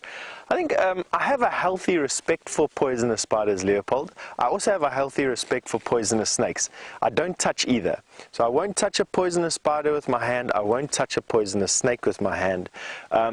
And because I've got a little boy, I don't tolerate them in my house. I know it sounds a bit weird, but poisonous snakes we remove out of the house. We have a pair of grab sticks, tongs, and poisonous spiders, if I can remove them with a piece of paper and a glass, by putting the glass over the spider and then sliding a piece of paper in underneath to then take it outside, I try and do that. I don't tolerate them in my house.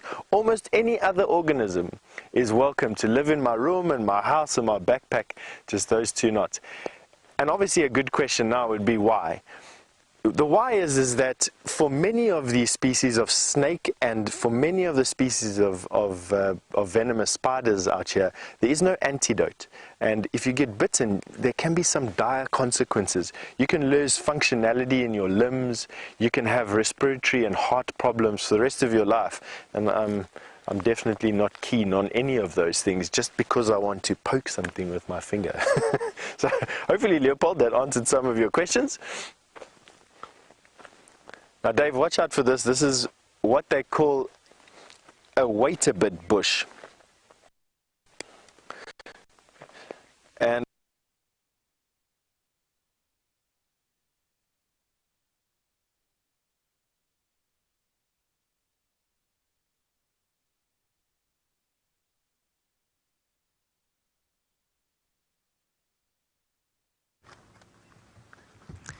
look at that, everybody. It's a red-crested korhaan, stunning example of a male, and of course it doesn't have an obvious red crest, and that's because it only extends that crest when it is in the midst of trying to attract a lady. Like most of us, keeps our best for when the ladies are around. Not so, Brian? Mm-hmm.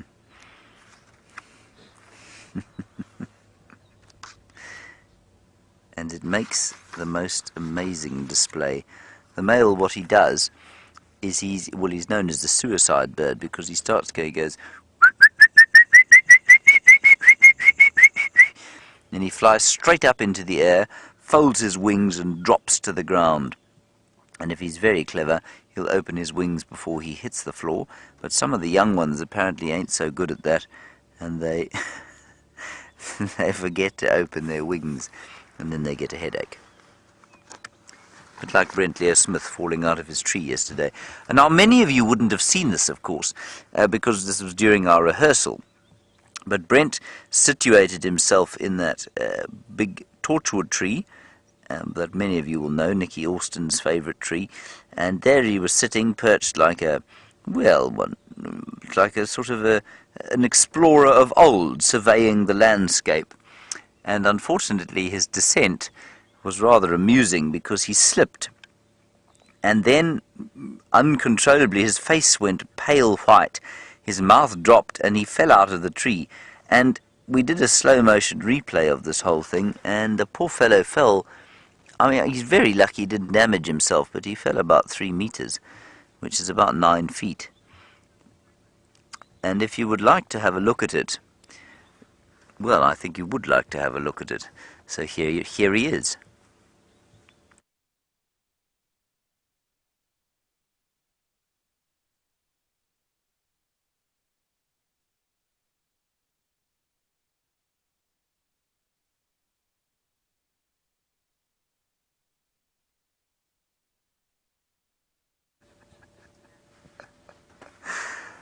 So that was a little bit like the human version of the red-crested kohan, making a territorial display, and he forgot to open his wings clearly when he hit the ground.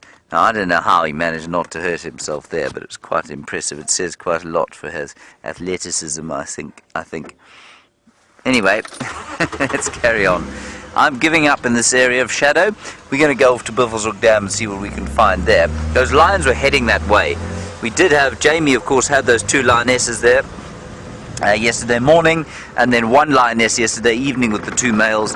In fact there were 2 lionesses I think yesterday evening as well, and one of them, she is convinced, was about to give birth, and I certainly wouldn't disagree with that in the slightest, so maybe we'll be very lucky. Let's go and look. We're on the southern boundary now, and apparently Karula crossed to the south just ahead of us there.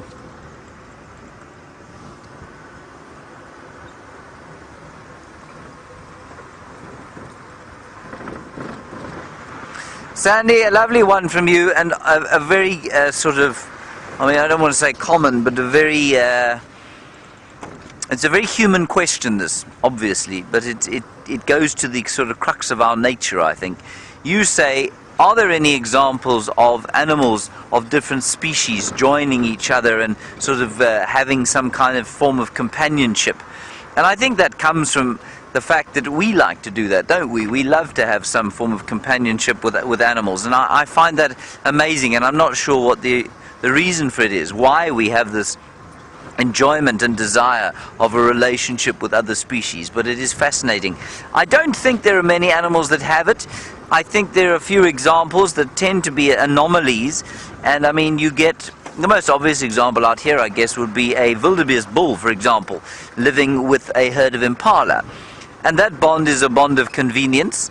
They do it because it's good security for the wildebeest bull. I'm not sure the impala get too much out of it. Then you have that kind of symbiotic relationship between mongoose and there's this drag mark. Between mongoose and hornbills.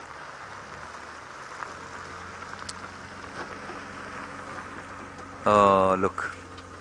So here's where Karula crossed out. Sorry, Kirst, you'll have to go again with that. And you see the drag mark there. There's the drag mark, everybody. Karula's killed something and she's wandered in here. Whatever it is now feeding her and her little babies. I wonder how far she'll be from this very position, especially given the fact that those cubs are now completely mobile. There's a marula tree through there to which this drag mark goes, and if we can get a view of it, I wonder if we're not, just give me 1 second here, everyone.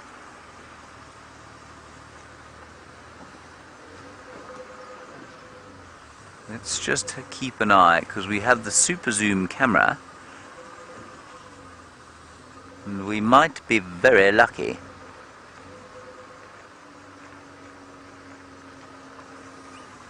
We might just be.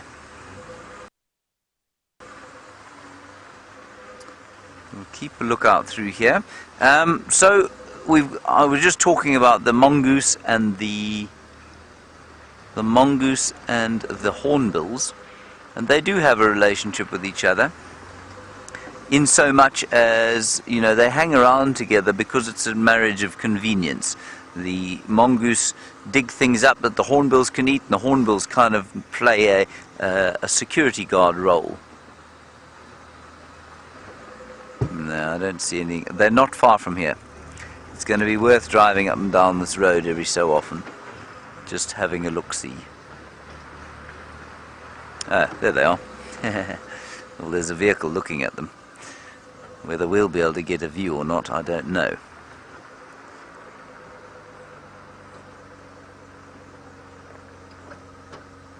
You see the car in there, Brian?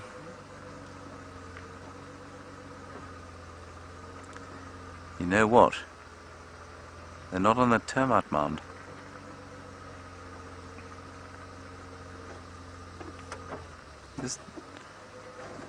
Sorry, let me go forward. Just pound that zoom lens onto the termite mound there and see if there's anything there. Niggers. But they may well use that as a little sort of play spot. That is so dreadfully tempting to become a trespasser right now.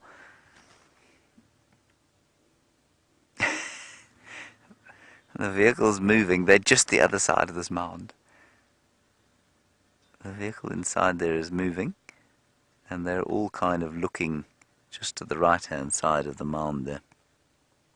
Anyway, I don't think we're going to see them. Unless she's moving.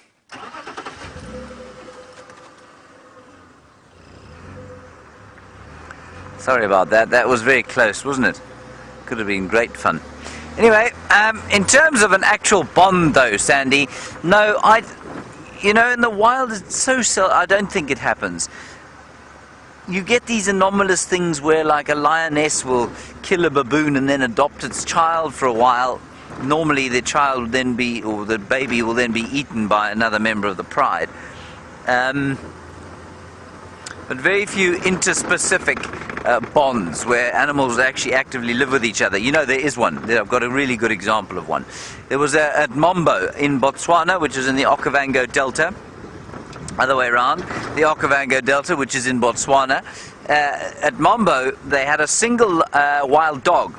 She was lonely, and she hooked up with a little pack of black-backed jackals, a pair of them, and she used to live with them, and they did have an affectionate relationship where they would greet each other. She would greet them like a wild dog would greet, and they would greet her like like jackals would. I mean, they're relatively closely related, and certainly couldn't interbreed with each other. She would go off hunting, she'd feed the adults and the cubs, and at one stage they had a female hyena as well that joined the group. She didn't have an affectionate relationship with them, but she certainly used to hang around them quite a lot. Maybe just to scavenge, but it may also have been for the company. Who knows? There's a really good example of it, Sandy. Right, so we're going to go off to Buffelshoek Dam. There are apparently elephants at the waterhole camera.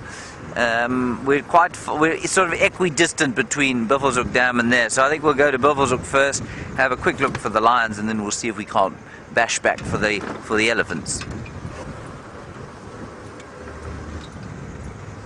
It will be quite fun. It's today Wednesday, Brian. It's not a bad way to spend a Wednesday afternoon, a Wednesday morning. No. And many of you, thank you, you thought it was very funny watching Brent fall out of his tree. I thought it was very funny, but like most of you, you say, what about his hip? That was precisely what I thought when I saw it, because he lands quite heavily on his feet. But his hip seems to be fine. I haven't seen him this morning. We'll find out. I think today will be the clincher. You know, I think he was warm and full of adrenaline yesterday, so he was fine. But today we'll see if he's damaged himself. But he's unusually naturally athletic, is Brent, so I think he'll be fine.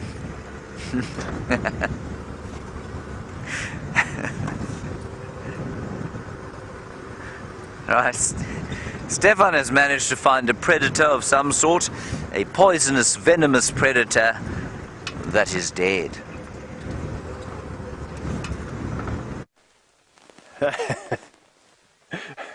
poisonous, venomous predator that is dead. We're talking about unlikely associations. Have a look at this bush that we've just found here. This is a common spike thorn that is just jam-packed. But what you're looking at over there is something that I've very, very rarely seen before. Have a look at the scorpion that's tied up in the web right here with the spider that killed it right next to it. Have a look at that. Isn't that amazing? So what's happened is the scorpion has climbed into this tree, this tiny little tree, to look for some prey, got tangled up in the spider's web. The spider then took great advantage of the sting not being able to be effectively deployed against it and bit the scorpion, and obviously injected a toxic enough amount of its venom to kill the scorpion. And now is feasting on the scorpion. A massive, awesome meal for this spider. Now, spider venom will do two things.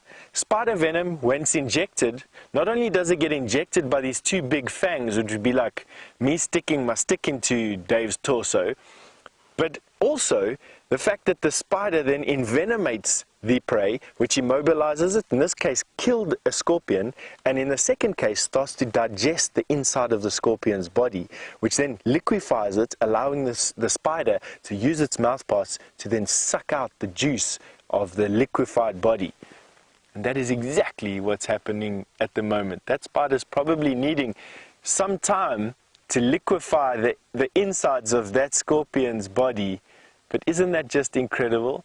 That's very, very worthy of a screenshot. So if you can take a screen grab, absolutely, please take one and send it to us. We'd love to share it. You can send it to email via questions@WildEarth.tv, or you can send it or post it, I think, on the hashtag Safari Live on Twitter. Yes, that was now a find this morning, eh? Spider killing scorpion. Now that scorpion is a baby Europlectes olivaceus, or the olive thick-tailed scorpion. That scorpion there, when it gets a little bit bigger, stings a child younger than 6 years old or someone with a heart condition. It's actually strong enough to poison us. Can you believe it? It's actually strong enough to do us some harm. That's how venomous that little scorpion is. And that little spider, its venom just managed to kill that. Nice. Another thing that's on this particularly productive plant is this very interesting caterpillar. Have a look at that bizarre head on that caterpillar.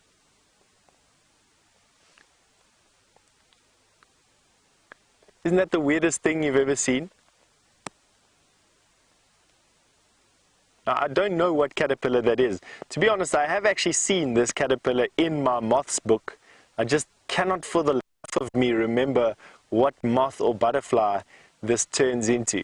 But that very, very characteristic face or head on this caterpillar is what is giving it away. Oh man, this is just such a cool finding.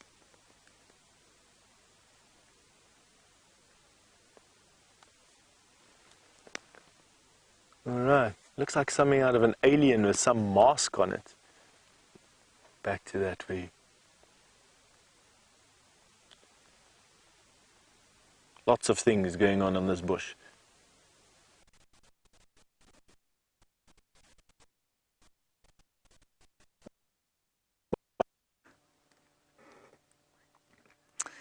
There is the Batalua, everybody.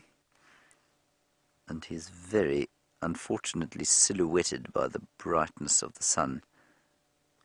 But still, he's a very pretty fellow.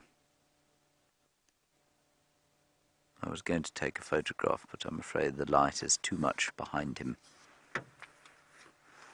Can't tell if it's male or female from here. Hang on a second, maybe let me just look with my binoculars. But he's very, very confidingly sitting there, and there's a pair of them. That's Mrs. Batalua. There's a pair of them that lives around here, and we've seen them with a juvenile many times, who I think is struggling to leave home, probably about a 4 or 5-year-old bird. Not quite with adult plumage. That is the adult though. You can't really see it, but she's got quite a lot of brown on the back of her wings. As I say that, I'm just going, oh, there we go, Brian, the usual story. Very nice, very nice. Usual story, for those of you who don't know, everybody, is that as soon as I see an animal, it feels the need to void its bowels, which is offensive, I think. And Mrs. Batelier of Leadwood is no different. I say Leadwood because that's the road we're on, and they have a nest pretty close by to where we're sitting now. She's just surveying her domain on this Wednesday morning. Feels almost Sunday-ish. It feels so lovely and relaxed out here. But it isn't Sunday, is it, Brian? No, no, no.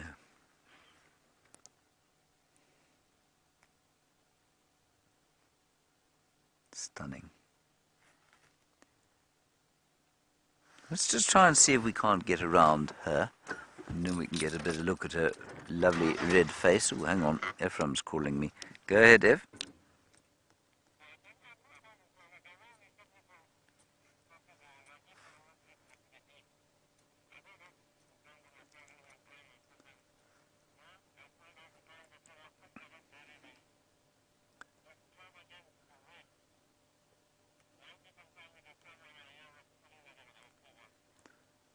Ah, okay, copy that. Thank you, F. Well done. Ephraim just said he followed the tracks of Shadow. He found the tracks, but they've crossed back into Arethusa. So we're a bit far from there for now, but we will definitely try and find out what's going on there for the afternoon. Right, on we go. It's interesting that she did that because she had the baby with her. You know what? Maybe she crossed. I don't know. I don't know what's going on. I'm sick of trying to guess and then being proved horribly wrong. There's a better view of the Batelier. Mrs. Now you can see she's a Mrs. here. Well, obviously not quite yet. But papow. Now you can. Because of the brown all the way to the bottom of her wings. James Richard, do you want to know how many of the birds of prey out here are territorial, and who has the largest territory? As far as I'm aware, most of them are territorial, but the one with the largest territory is the Martial eagle, and unsurprisingly the largest eagle. And they have a territory of approximately 150 square kilometers. Now that's just shy of 100 square miles. And so, I mean, one pair of Martial eagles will cover the extent of Arethusa, Cheetah Plains, and Djuma and surrounding properties.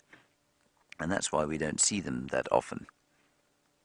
But about 150 square kilometers, 15,000 hectares, or what's that, 35,000 acres. One territory for one pair of Martial eagles. All right, Mrs. Battier, you've given us probably all you're going to for the day. Let us go along to Biffle's Hook.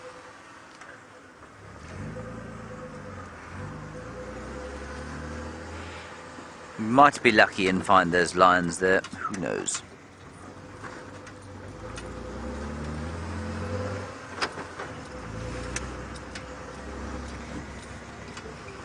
All right, let's go to Stef and get a quick update from him. We're going to drive quite quickly for the dam.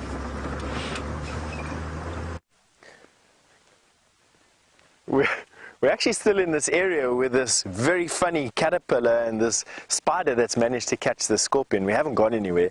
To be quite honest, this is actually quite an amazing sighting. For me so far, sighting of the day. For those of you who have just come back to the bushwalk, we are on foot, live, in the middle of Djuma Private Game Reserve, right on the western edge of the Kruger National Park. Some 8 million acres of wildlife and Big Five country, basically. And we're on foot. We're far away from everything, and what we've done is we've found a spider that's caught a scorpion. Now we just want to show you again, only because it's just so amazing. And for those of you only joining us now, I'll give you some time to share.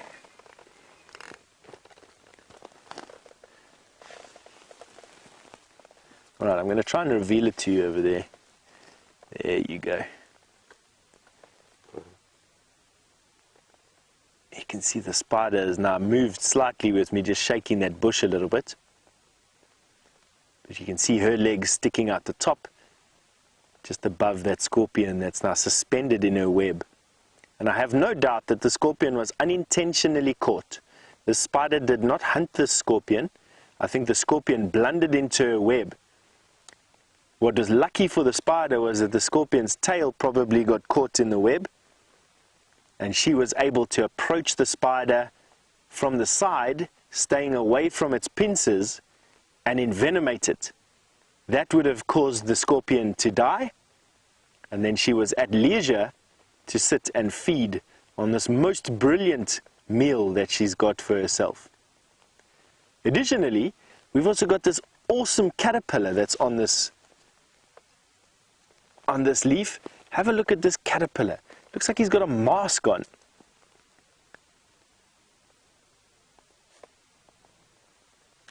Green caterpillar. I have no idea what butterfly or moth this turns into.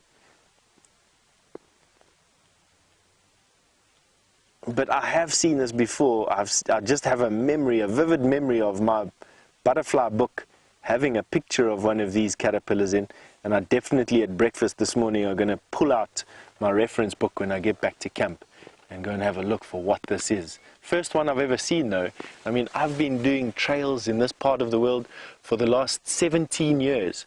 And I can't actually remember ever having a sighting where I've seen a scorpion caught by a spider in a web. You do get certain spiders that hunt for scorpions. The solifuge arachnids, they're not really true spiders, but they look like spiders. They definitely hunt for scorpions. A solifuge or a sun spider, the most grotesque looking insect that you can possibly find. Go and have a look at one when you get a chance. And then that little caterpillar I also haven't ever seen. So this is a first for me. You joining me from wherever you are in the world for perhaps the first time, maybe a couple of times you've been watching me over the last year or so, but I've been walking around here for 17 years, never seen what we've seen on this little bush. And just to give you an idea of what's happening on this little bush, we're going to take a step back, and you can see that this is probably the only bush in a couple of yards to either side, standing in the middle of this open area, and you've got all this action happening on it. Wonderful, eh?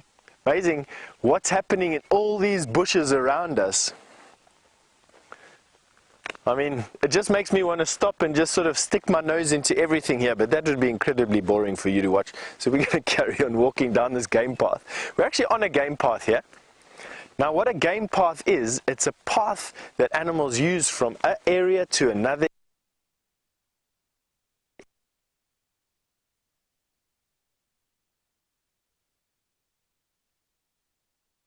By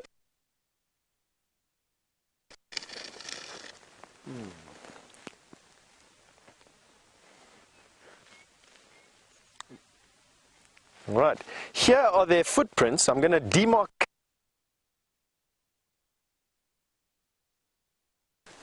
We have got impala. This is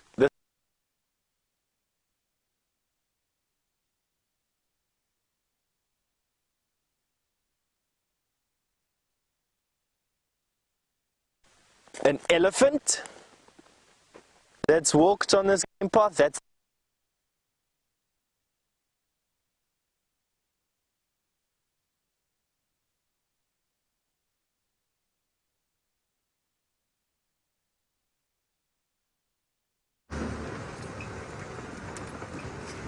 Sorry about that, everybody. We're on our way to Buffelshoek Dam. I'm afraid I'm going to have to remove this microphone from the top of my head because it is now starting to dig into my bony skull.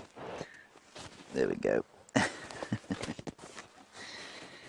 it doesn't have its clip on it anymore. So I'll just stick it to my face. Yeah. How's that? Was that the good spot to have it like there? You got some gaffer? I do. Where is it? Is it here? Here we go. Sorry about this, everyone. It was digging into my skull. It was very unpleasant. But it'll be much better now. How's that? Yeah, that's great. Is the audio good? Yeah, it sounds very good. It's Crisp and clear. Yes. Okay, perfect.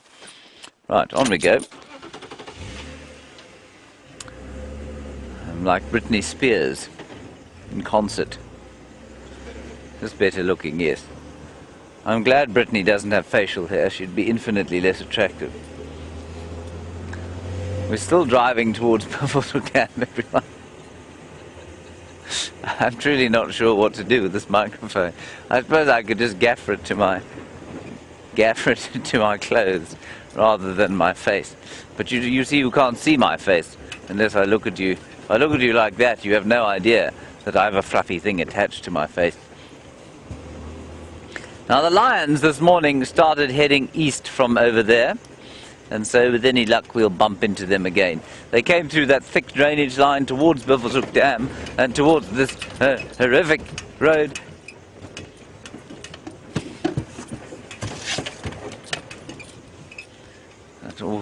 That always gets me.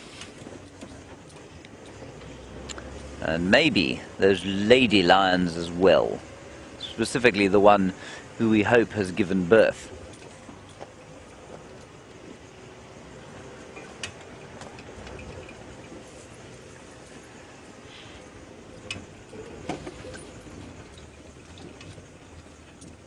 I thought I spotted an elephant, but I don't think I did. I may be talking nonsense. Hello, Jenna. Again, well, I don't know if this is Jenna Brown again. But Jenna, you want to know about how many lion cubs a lioness can have in one go? Well, up to 6, apparently. I've never seen that. I've heard in captivity of 8 lion cubs being born to one lioness, but I think that's extremely unusual. Normally 3 or 4, sometimes just 2, and the lioness that's at Torchwood at the moment, and where she's been keeping her cubs, has only got 1. So that's quite interesting. So anywhere between 1 and 8, normally 3 or 4.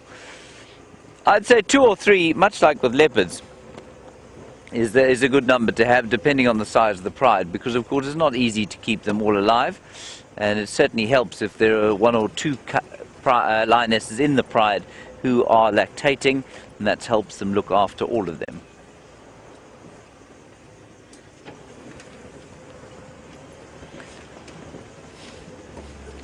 I wonder if this gaffer tape will take any of the hair off my face when I remove it. Anyway, we're not too far from the dam now, so we'll just pop around the corner there and see what we can find. It is interesting though, just as we sit over here, in fact no, let me go around the corner to show you, but just how the landscape has changed, how the colours have become the golden and brown colours of the winter, especially when you get onto a bit of a high point and you see over the vegetation. And yes, there's a little bit of pink and red in there, as you would expect. Ooh. These birds never sit still for any length of time. Maybe they will now. The green wood hoopoe, aka used to be red-billed wood hoopoe. Can you see the one up there, Brian? Well spotted. Oh, beautiful. Look at that. Stunning. And that long beak is a probing beak. It's for digging in the fissures of the bark, seeing if it can find beetle grubs. And that's quite a big bird, you know. That's almost a foot long with the tail. In fact, easily a foot long with the tail. That's fantastic. Amazing shot. And selecting specifically for that dead piece of branch where there's likely to be rotting wood and therefore wood borer beetles and things that have laid their eggs inside. Very nice, Brian.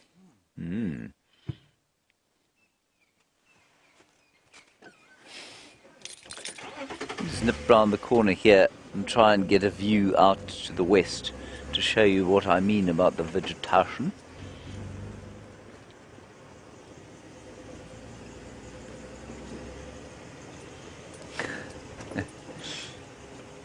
Maybe.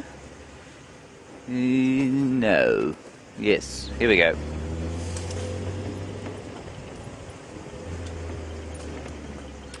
There, so you can, the camera will now sort of skim over the tops of the trees there. Can you do that, Brian? Or is it, have you got sufficient height? There we are. There, and what you want to be looking at there is basically not the blue sky, of course, but the brownish green vegetation underneath it. That is very much a wintry landscape, and not unattractive at all, but just very different from the summer. That's wonderful. This gives you a real sense of the space that we have here.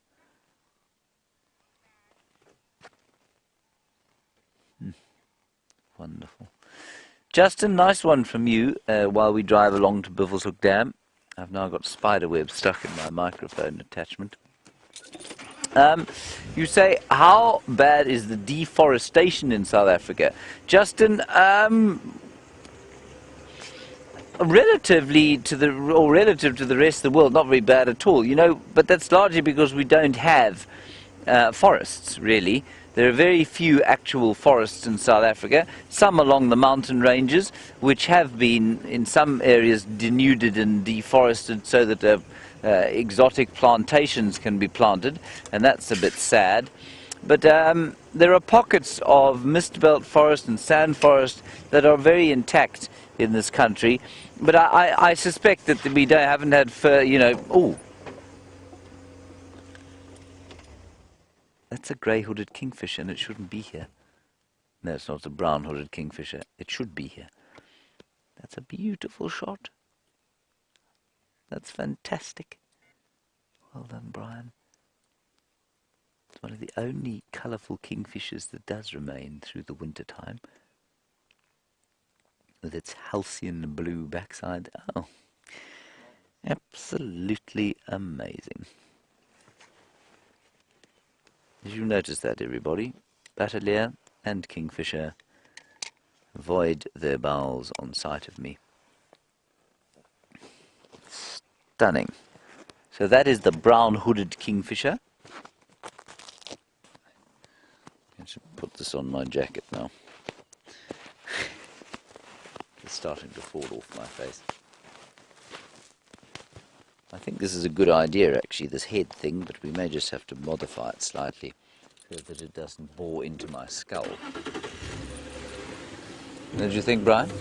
I don't think I should have to accept that. No, you don't want things boring into your skull. No, having something boring into your skull is very unpleasant. It's not a good time. No. A very bad time. I'll have to have a word with Jandre. Justin, sorry, yes, you wanted to know about deforestation. So the country that is South Africa doesn't have sufficient rainfall to have extensive forests, and what we'd call this was woodland. And yes, there are many woodland areas that have been denuded of vegetation completely, but that's just the very nature of having lots of people in one place or on the planet generally. But actual true forest, where the canopy is closed, there's very little understory. There are not many of them around South Africa, and yes, some have been denuded. There's no doubt that they've been reduced over the years, but I think you'll find that very few of them, at least that most of what we have now, is pretty safe. Unlike, say, areas of the Congo Basin, which is in the middle of the continent, where there's a lot more rain, there are huge numbers, there are huge rainforests there, and there European logging companies are doing horrible damage. Let's head across to Stef. He's got another arachnid to show you.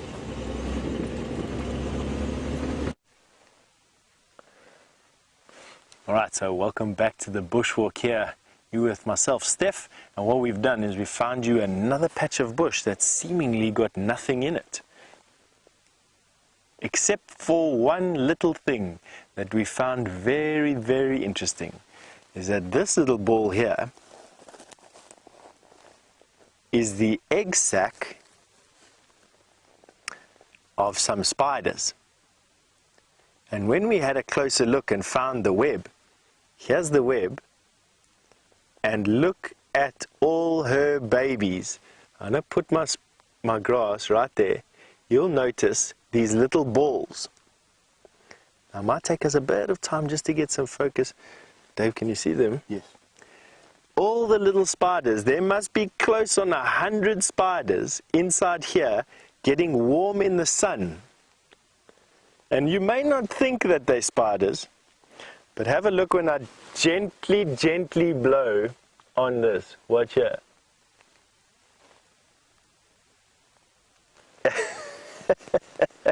Isn't that the most incredible thing?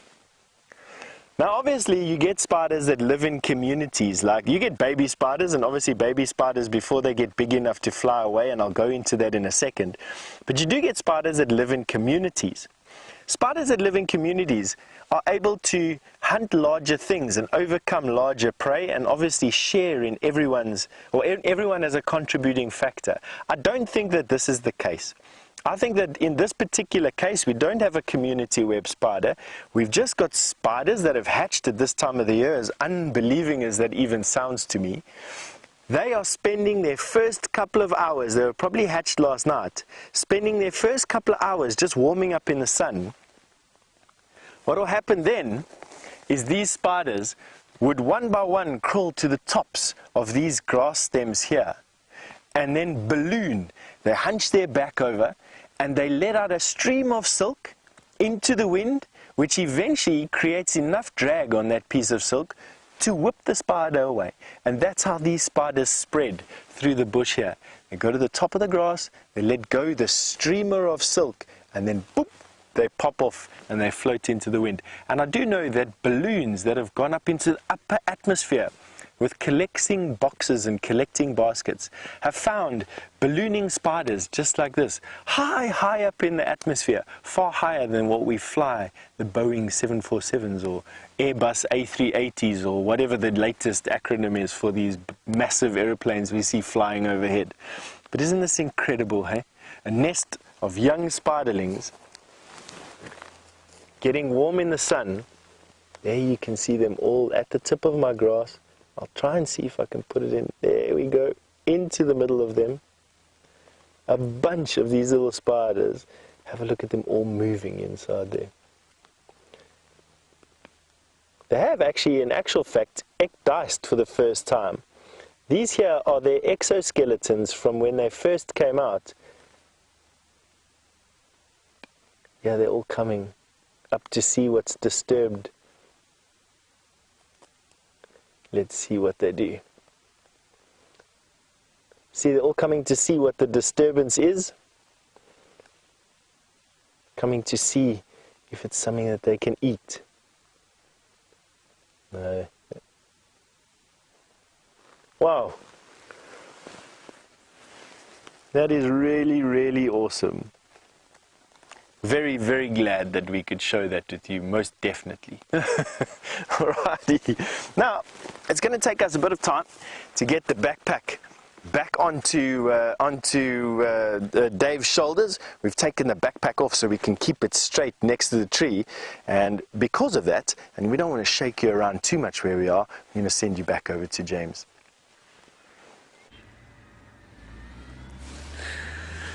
There is an enormous pile of dung, everybody, and just behind the dung is what actually we wanted to show you. Ha ha ha!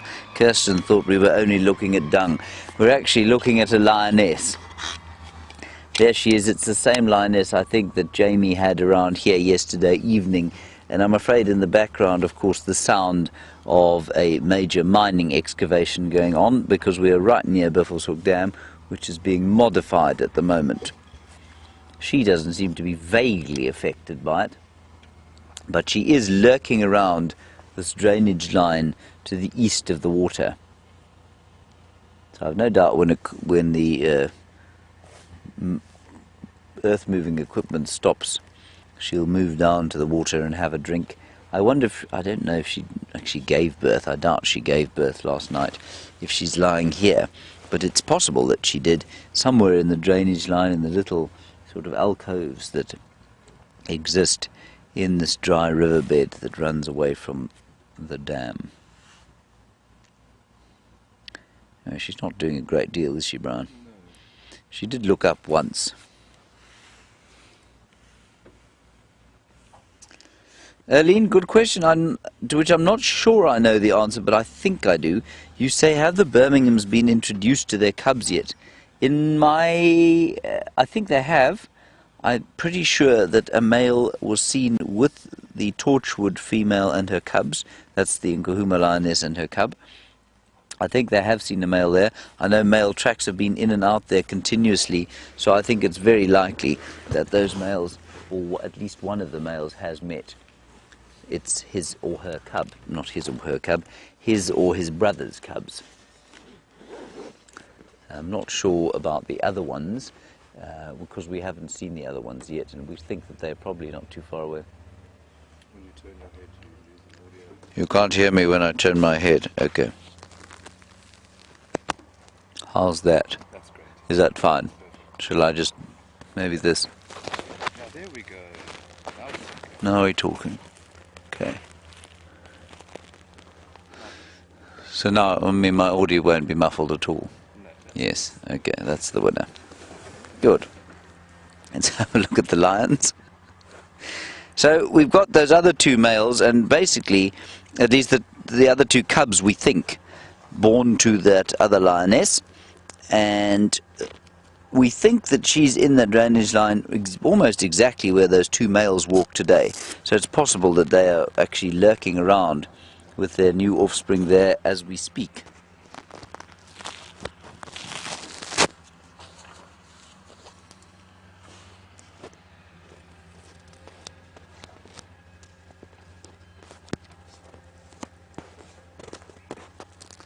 Hello, Bruce. Nice question from you about why it is that a lion's tail has got a pom-pom on the end of it. We think that it's largely for a following mechanism. Basically, if you can find any animal out here that has something unusual on its back end, is normally sort of written off to a following mechanism. So when the lionesses follow each other on the hunt, or when they are when they're leading their cubs through thick bush, then obviously that fur ball on the back of the tail makes a big difference. It helps them to follow each other. And so we think that's why, in the same way that we think that's why they have black on the backs of their ears. We think that helps them to basically find each other when they're hunting. And while white might be more obvious, I think the contrast provided by the black certainly does play that role. And of course, you know, in the middle of summer, a lioness doesn't find it too hard, or lionesses don't find it too hard to follow each other because it's green, and that color that they are actually stands out against the green. Well, it stands out sufficiently for them to be able to follow each other, but in winter time, as we go into a time when the cover is supposedly less, that's when a lion's colour really comes into its own. When all the vegetation turns that same tawny colour, it's a really effective colour to be. And then that tail sticking up above the grass, or the black ears just filtering through the leaves, is a very effective way for them to follow each other. But she ain't doing much, this lioness. And I can't see any suckle marks on her, so I'm going to guess that those little ones haven't been born just yet. If she is indeed pregnant. I mean, I think Jamie's assessment of her pregnancy certainly looked extremely valid yesterday when I saw her. Oh, but her nipples are a bit distended. You know what? Let me move a little bit. Let me move a little and see if we can't get another view. How's the audio sounding now, Brian? Is it perfect? Does it sound crisp? You look like a pharaoh of sorts. A pharaoh? Yes. Good. Excellent. Do you think Gendre will be impressed with my innovation? Exceptional. Kirsten says I look like an idiot, Brian. But that's rude. Kirsty is rude. She is rude, isn't she? It's horrible. Dreadful person.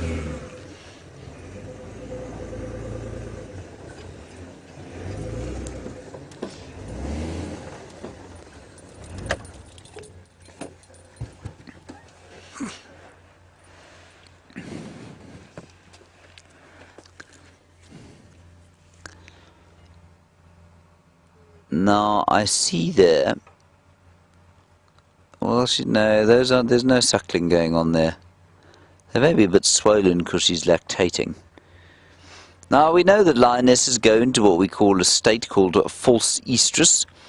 And a false estrus is precisely that. When they come into estrus, their bodies produce all the hormones of estrus. And if you don't know what estrus is, it's basically heat. So in the same way that a dog comes into heat, or a house cat comes into heat.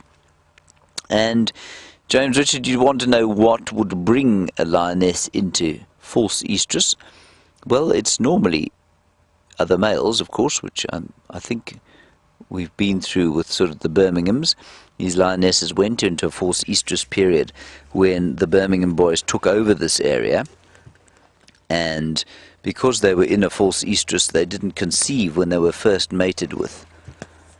And I think that is the only situation, James, under which a lioness will come into false estrus.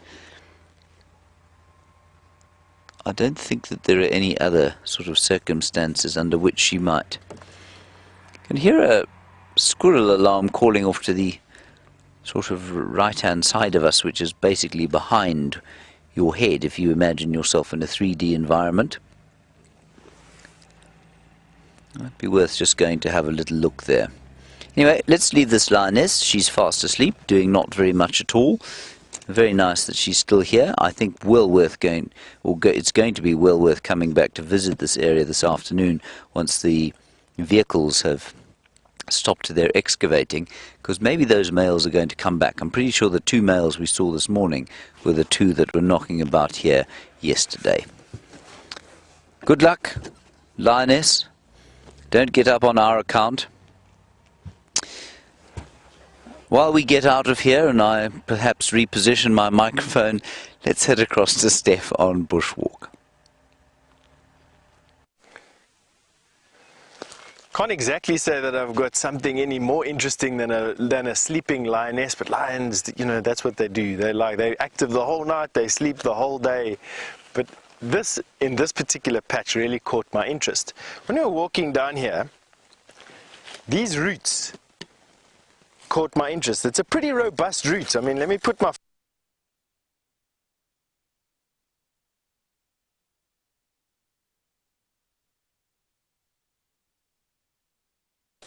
There's an exposed root. But when you look around me, you'll see that there is no big tree close by. Have a look here. So that led me to ask the question, where does this root come from? But we followed it. So we followed it to there. And here's another exposed piece of this root. Right here. And here it is again. Oh no, that's some sand, sorry. But the only conclusion I can come to is that this marula tree is sending out that thick roots all the way to where we're standing. And it's probably easily a good 15 to 20 yards from where this root is, which is phenomenal, to be quite honest. I don't quite know why this tree would send out such...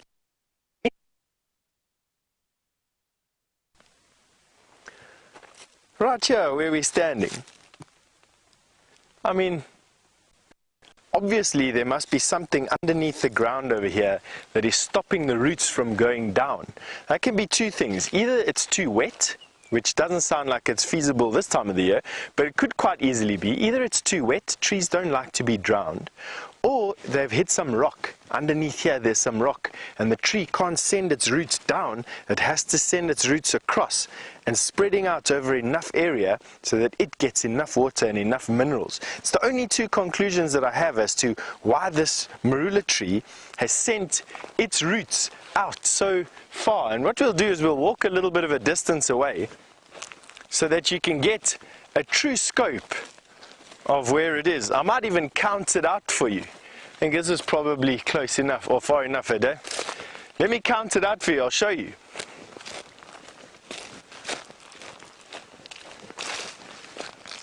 So this is the tree that I think those roots come from, and this particular root goes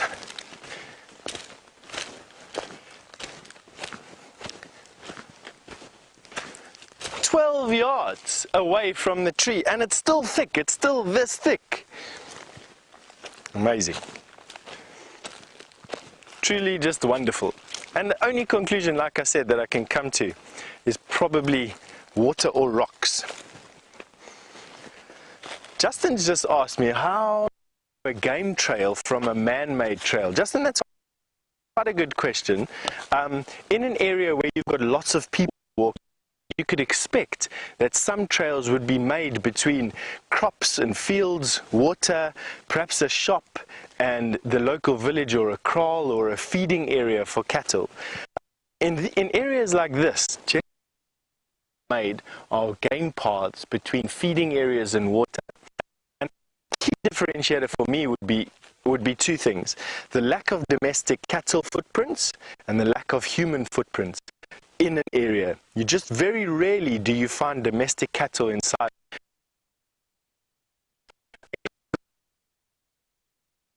They will get preyed upon by lion that you just want.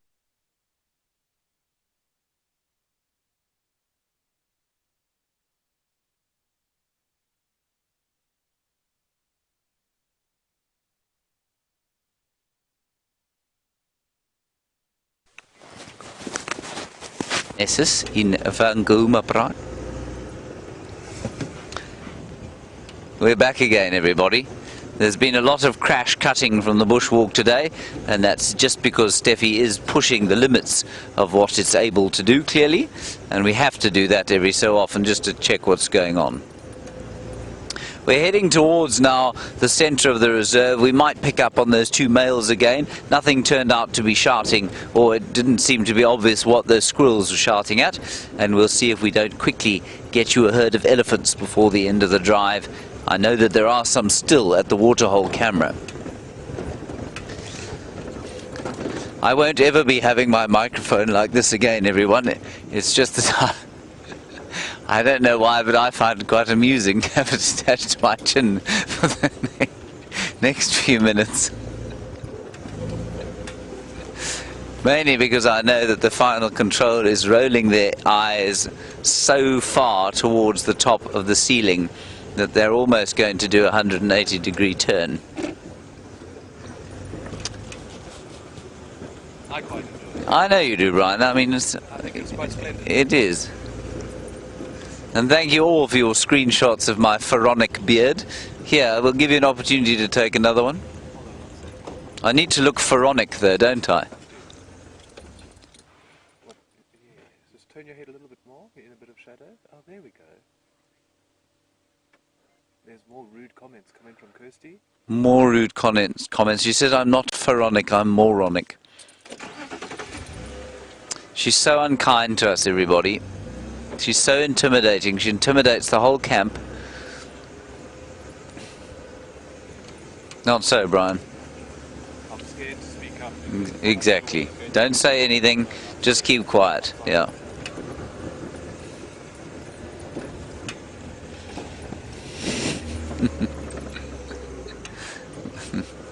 Alright, just a few more minutes of drive, everyone. I'm going to drive relatively quickly down here. I just want to see if those lions didn't pop out here. I think you'll probably find they were heading for the dam there, and then the earth-moving works began, and I think you'll probably find they therefore sort of stopped, either just shy of the dam, or they've gone past it and they're not too far from where that lioness is lying. I hope she has babies around there. I can't wait to spend a bit more time around some lion cubs. They're just so very special.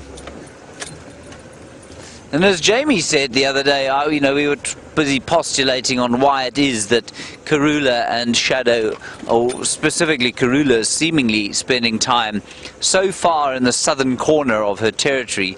Jamie said, well, there's been a huge amount more lion activity on Djuma than there has of late. And she's right, of course. The Nkuhumas have been up and down here continuously.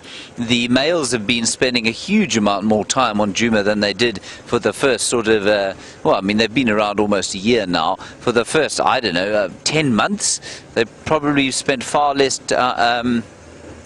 more time in the last 2 months here than they did in the previous 10 months combined, I think. And so that may well have resulted in Karula just pushing south a little bit with their cubs, and also in the hyenas, of course, disappearing to Simbambili. Brian, what are you laughing at?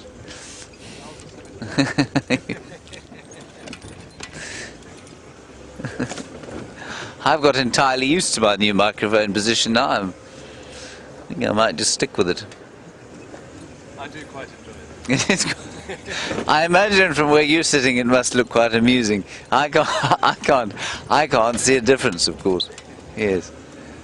We'll have to have a word with Jandre about modifying it slightly for the hat. I think we have got we're almost there. It's supposed to take out all the ruffling from the clothes, you see, which I think it did do. Yes, there's no ruffling of clothes now in this position. Maybe, yes, maybe we could chop it into a more pointed thing. All right, while we go through this drainage line, see if we can see the lions for the last time, pop across to Stef and say good morning to him. All right, so James having to reposition and go through a thick area has allowed us to get to a nice patch where we can say goodbye to you. And so I just have to say thank you on behalf of the Safari Live crew, myself, Stef, Winterboer and Dave. We just want to say thank you for joining us on the walk today. It's been a bit on and off, but we've seen some amazing things. The scorpion that was caught by the spider and that funky worm that had that headdress on. Awesome. But we were just going to say we're going to see you this afternoon for the sunset safari on the walk, and probably tomorrow morning as well. Have a good day wherever you are.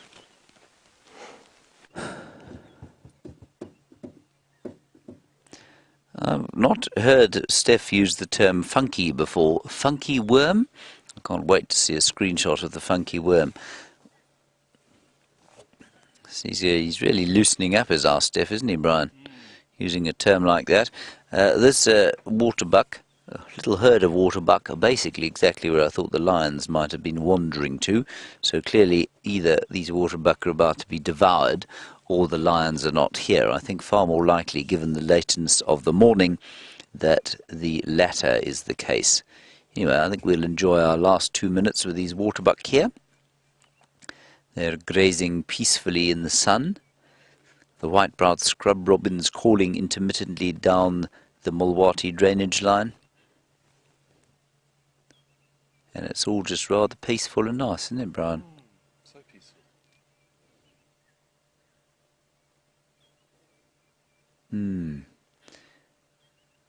couple of orioles calling, one or two crested barbets.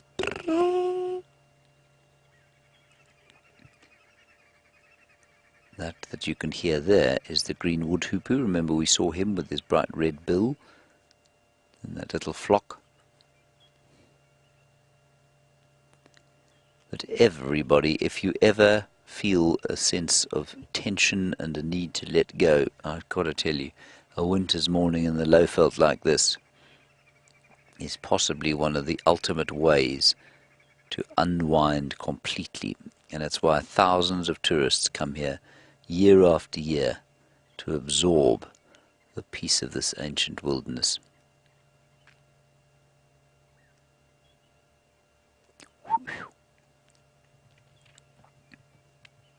Now, I don't know if you're going to be with us this afternoon. I know that we are doing another rehearsal, and I'm not sure if that rehearsal is going to include you or not. But if it isn't, I am sorry about that. But we will be back to normal programming as of next week. And so... Sorry, it will be private this afternoon. Thank you, Brian, for your efforts today. A big thank you to Stef, of course, and the thumb, and to Dave, and for the insults from the final control. Kirsten, thank you so much. Louise helping her. To most all of you, thank you for contributing and coming on the drive with us. We'll see you tomorrow.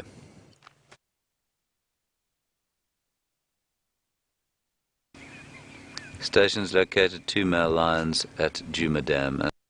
Yes, are stacked because their ears are so much better than ours. Recognize the pattern